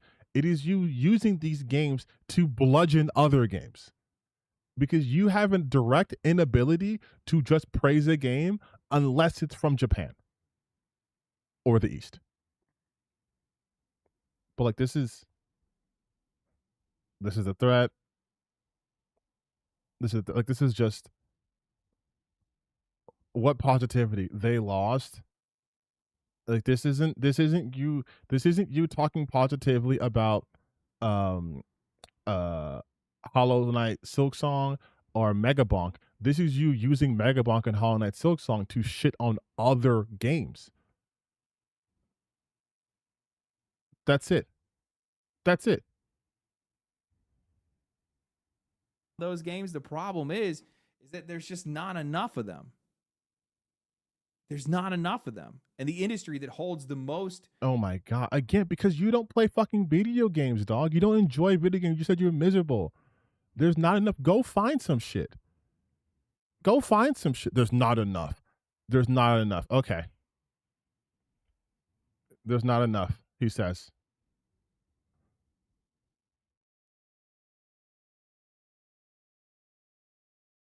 These are just some of the games I'm currently playing, okay? Oh, the Mortar Shell. Well, I have to get Mortar Shell, the full game now. I'm stuck with the beta. I just played Desktop Explorer. I'm gonna play Moldlight. I played the demo. I'm gonna play Photomoly. I'm gonna check out Scarlet Deer Inc. I have Sea of Stars, Hotline Miami, even though it's an old game, right? I'm gonna get the Silver Pines game when it fully comes out. I'm gonna start playing Pragmata. I have Mouse PI for Hire, Did Is Disco, Morbid Meadow, ooh, Demon School, The Drifter, Sorry We're Closed. I like that game. Slay the Spire 2. I'm playing Slay the Spire 2. Trails in the Sky. Absalom, dope fucking game. I played 83 hours in that game. I have Megabunk, Sweet Carol, Crow Country, Blasphemous 2, No, I'm Not Human. And that's just the games I have currently installed. If we just talk about all my games, but there's not enough. There's not enough. There's not enough games out there. There's nothing for you to talk about positively. You have, and this is just my Steam library. This isn't my other games library at all. But there's nothing positive to talk about. There's just not enough. There's no recent games coming out for you to talk about that's positive, really. What about Control coming out? Control Resonance. What about a Plague Tale? You guys talking to Plague Tale? There's a new one coming out, and it's also called Resonance, ironically. Let's look at August game releases. Let's just see what's coming out this month. Let's just see what's coming out this month and maybe even next month. Let's just see. So we have January. Let's go. I know Beast of Reincarnation didn't do too well. That game's kind of whatever right now to me. Might be able to run it. Marvel Tokon, that came out. Agent 64, if you want to play a retro game, that came out. Dusk Fate, also a retro game. Retro inspired, I should say, more like a platformer game with a bit of a Kingdom Hearts kind of vibe to it. Resonance, Plague Tale, Star Wars Zero Company. September, Orbital's Blood of the Dawnwalker, Onimusha, Way of the Sword. There's nothing to be excited about. Marvel's Wolverine. Fire Emblem's Fortune's Weave, the Avatar fighting game. Trails in the Sky second chapter. Control Resonant. Silent Hill Townfall. There's nothing to look forward to. Star Wars Galactic Racer, Gears of War E-Day, Ace Combat 8, Kingdom Hearts Collection, Order of the Sinking Star, Silver Pines. I was just talking about that. Valor Mortis, Castlevania Belmont's Curse. There's nothing to look forward to. Phantom Blade Zero, but there's nothing to look forward to. There's just not enough out there. There's just not enough. There's not enough. Or do you not have any true interest in actually talking about these games and promoting them because they don't make you money, because all you fucking care about is making money? That's it. A person with your platform, you could be doing so much more for this industry, but all you fucking do is bitch and complain. You do nothing. You don't talk about good indies. You don't put games on. You don't put your audience onto shit. You just bitch about everything. That's all you do. The part of the industry that holds the most influence and the most money and the most developers is the worst part of the games industry right now. And it's honestly, I would say people like you are the worst part of the game industry right now. Because capitalism is gonna capitalism. And I know you don't like to talk about that with your audience because your audience are dumb babies and my audience isn't. But the reason you're complaining about this shit is capitalism. But you're not gonna talk about it. So let's talk about it from another way. You have a platform and you could choose. You could highlight. I have a small fucking platform and I stream video games. I just finished playing Desktop Explorer. That's a fun game you can play with your audience. You can solve a bunch of mysteries. You can be putting on these games to get them more attention, but you and your ilk never do that. You never do that. You only talk about games you want to shit on or talk about games from the East so you can shit on Western games as a whole. You are an infinitely worse aspect of the gaming industry than any of these companies. Because at the very least, I know they are operating under the heel of capitalism. So I understand them. I don't like their practice, but I understand them. But you have freedom. You're independent. You could talk about games you like. You could get a fucking magnifying glass on these smaller games, on these games that you think would be better for the industry, but you don't. You don't, Legendary Drops, because it's much more lucrative for you and your ilk to do this. It's much more lucrative for you to do this. The only time he has ever talked about a game to big up it was when he was quite literally shilling, him and the background NPC shilling for Lords of the Fallen 2. That's it. At no other point in the last year, and we can scroll through this together, is he talking about some game that he wants you guys to have more eyes on, that he's dedicating time to. He dedicated a whole video to Lords of the Fallen. And he's not dedicating any video to any one game to big up it, to put it in front of your eyeballs, because he doesn't care about that shit. He just wants to complain. That's fucking it. That's his whole channel. It's the part that has to be talked about, because if we don't talk about it, it doesn't get fixed. And while I know that they're sticking their head in the sand right now and they don't want to listen to any of it, and they're just basically ignoring everybody, they're doing everything they possibly can to just pray and hope that we just suck up the slop and shut up. We just have to keep screaming. Mind you, this is the guy who was big upping Zenless Zone Zero. Is talking about slop. Just saying. It's all we can do. These game developers and these journalists need to wake up to the reality that the most vocal parts of the audience are the ones that you need to be listening to right now. No. This is the worst advice ever. You do not listen to the most vocal minority, because they are the smallest portion of their audience. Once again, Insomniac is a well-established company with a high pedigree and an envious track record. Not only do they put out games pretty consistently, but those games are consistently quality, okay? They're not going to listen to some fucking YouTuber whose entire thing can be surmised as games from West bad, games from East good. Why would they listen to you? You offered no criticism, nothing constructive for them to work on. If they were to watch this video, what could they possibly work on from this? Oh, okay, we'll make Wolverine less soft looking, and we'll tell Sony to keep physicals even though we have a physical of our game coming out. And we'll make sure that Wolverine's not dealing with trauma. Like, what the fuck? What is action from what you've said? This is not criticism. You're just complaining. And while they don't share your same values, tastes, or priorities, without them, you're not going to have a job. You're not going to have a studio. You're not going to be in this business. You're going to end up getting pushed into something else. And this idea that, oh, it's just negative discourse that sells, that's the reason why it's taking over everything right now, then explain all the positive discourse that's been around games that we've seen every single year. I can easily explain that. You motherfuckers aren't talking about it. That's it. Please tell me that. Please list the games. Expedition 33. Expedition 33 was talked about positively because it's a good game, but there were people who were still trying to shit on it. But because on its outside, Expedition 33 doesn't look woke, aka there are no visible minorities in that game, you guys didn't care. Baldur's Gate 3. Baldur's Gate 3 did, in fact, have people talking shit about it, calling it woke. And in spite of that, it made a ton of money and won all the awards. So now you're doing revisionist history. This year was Pragmata or Pal World or... Pragmata was literally in discourse for a pedophilic image. What are you talking about? What are you talking about? What are you talking about, dog? What are you actually talking about? Baldur's Gate 3. This year was Pragmata or Pal World or...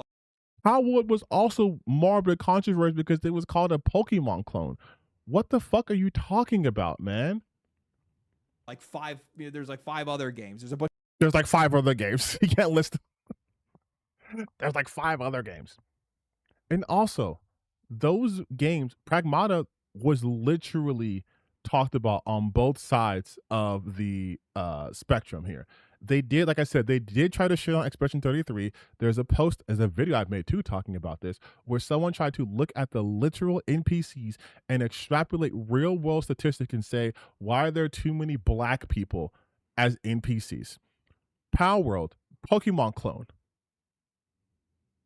But also, besides that, Power World does not lend itself to be utilized in the culture war. You understand that, right? You understand that, right? Because Pragmata was put in the culture war. You had people literally talking about it as it was going to increase birth rates. What the fuck are you talking about? And going back to Expedition 33, you had losers like Smash JT going after Jennifer English for being gay. What are we talking about? Where have you been? Bunch of indie games that keep coming out. Why is it that the indie games are constantly getting so much praise? You were shitting on Mixtape. One of the best reviewed games of the year, and you shitted on it. You specifically shitted on Mixtape. You have a video shitting on Mixtape. There are literally video after video after video shitting on Mixtape. Holy cringe. 1.0, Mixtape is a cancer. The Mixtape didn't ask for. Is this a joke? Oh my God, bruh. So I played that mix. Jeremy Johns, that's not even a gaming channel, was talking about Mixtape. What a pretentious slop. I beat Mixtape so you never have to. What are you talking about?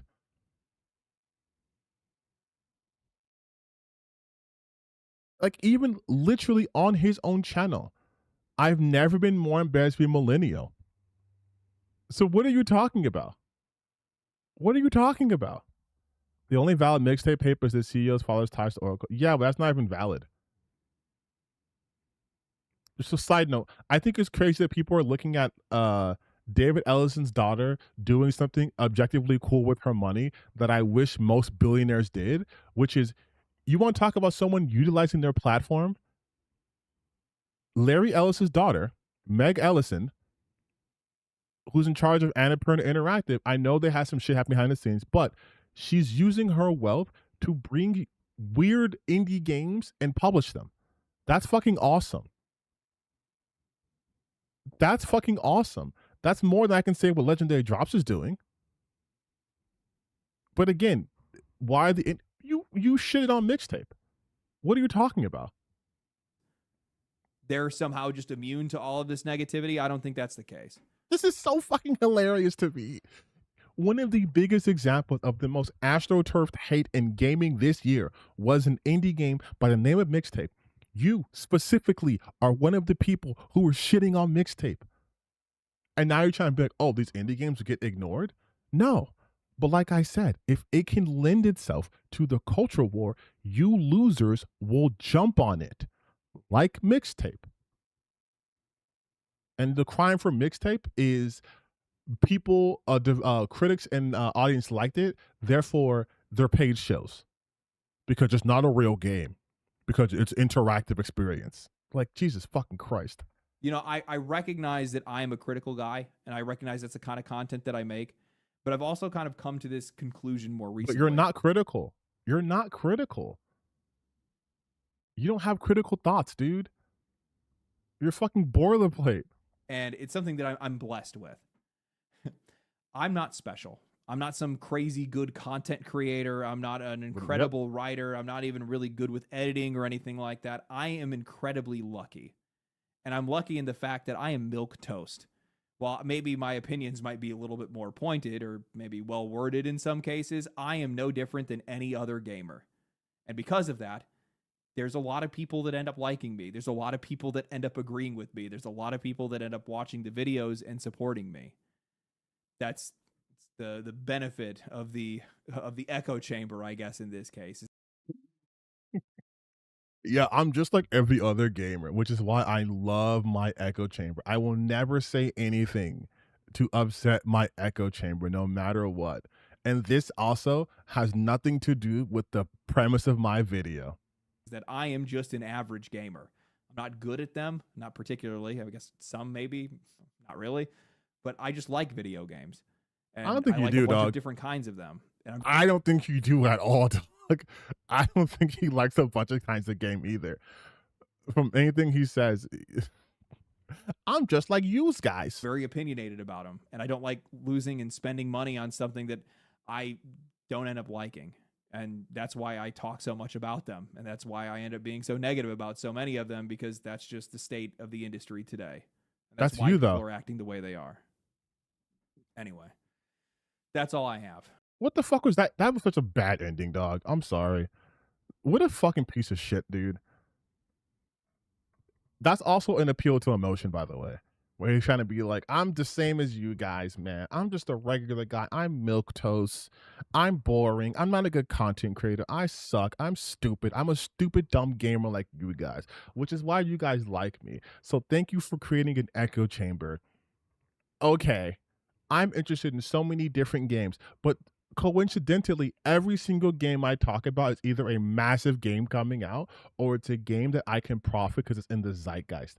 But I won't talk about smaller games. I won't talk about the indie games I like. I won't talk about any games I like, actually. But I like so many games. Like, he's fucking fake, dog. And I don't care if he has like a secondary gaming channel where he streams. This is your main channel. At least talk about shit you like. Or at least link to like your secondary channel where you play games and it's all fun and ha-has. Because all your shit's negative. And he's trying to say like it's the industry that makes it negative. No, Legendary Drops. What's making you negative is your audience. You are audience captured. You are audience captured with the same audience as the background NPC, as the same audience as Asmongold, all those people. And they're from the same talent agencies. That makes sense. That's why you're negative, dude. That's why you're negative. Your fans want you to be negative. You feed them negativity. You get money. You get more negative. Don't blame the fucking gaming industry on this shit, dog. This is what grifters do. This is what grifters do. Because you know what? There are gaming content creators like Daryl Talks Games, like fucking me, but like there's big ones like Daryl Talks Games. There's Susie Spear Hunter. There is oh my god, why can't I think of his name? He's like the fucking video essay guy. Jacob come on, brain. Really? Really, I'm gonna pretend like I don't remember him. You guys know I'm talking about. Video essay, not Jacob Geller. There's Alana, friend of the channel's Alana. There's so many content creators out there who aren't negative pieces of shits. So don't come here and act like the reason why you're a negative bitch is because of the video game industry. You're negative because that's where you wanted to break bread. That's what you want to make your bones. You made your bed. Like, it's such a cop-out to be like, oh, I'm negative because it's not my fault, you guys. It's the video games. It's the video games. That's why I'm negative. Then how come other content creators who were doing it as longer than you, some of them who are bigger than you, aren't like this? I mean, fuck, Moist Critical's not like this. That guy has millions of followers. Queso's not like this. And Queso's a huge gaming streamer. He's not like this at all. I just hate the whole like, and the worst part about all of this is when they try to say they're the everyman gamer. You're not the everyman gamer, because I refuse to believe, as much as I shit on gamers online, I refuse to believe that the average gamer is so afraid of their own shadow, is so xenophobic, is so unwilling to experience new things that they're like you. I'm much more positive on gamers than that. I don't think they're the average gamer, which pisses me off, because when people validate dumbasses like him, they're also saying, I'm also a dumbass. I also fall for easy tricks. I'm stupid too. Please, please, please, please, please grift me, baby. Grift me harder. Oh, Markiplier, Jacksepticeye, Gab Smolders. Like, there's so many other content creators in this game space which are bigger than him who do not come off as negative. So yeah, I call bullshit. But okay, gang, I'm gonna go to sleep because it's 1 a.m. I have work in like 7 hours. It's hot. My AC is not working. It's so hot in here. My lights are fucking making me sweat. Look at this. Look at this fucking forehead. I gotta go. I'm tired. But thank you guys for coming with me in this late stream. I hope I get my AC fixed, and that way we can have a longer stream. But thank you guys for stopping by. I will see you guys next time. You know what? Let me play you guys out. I gotta play you guys out like I normally do.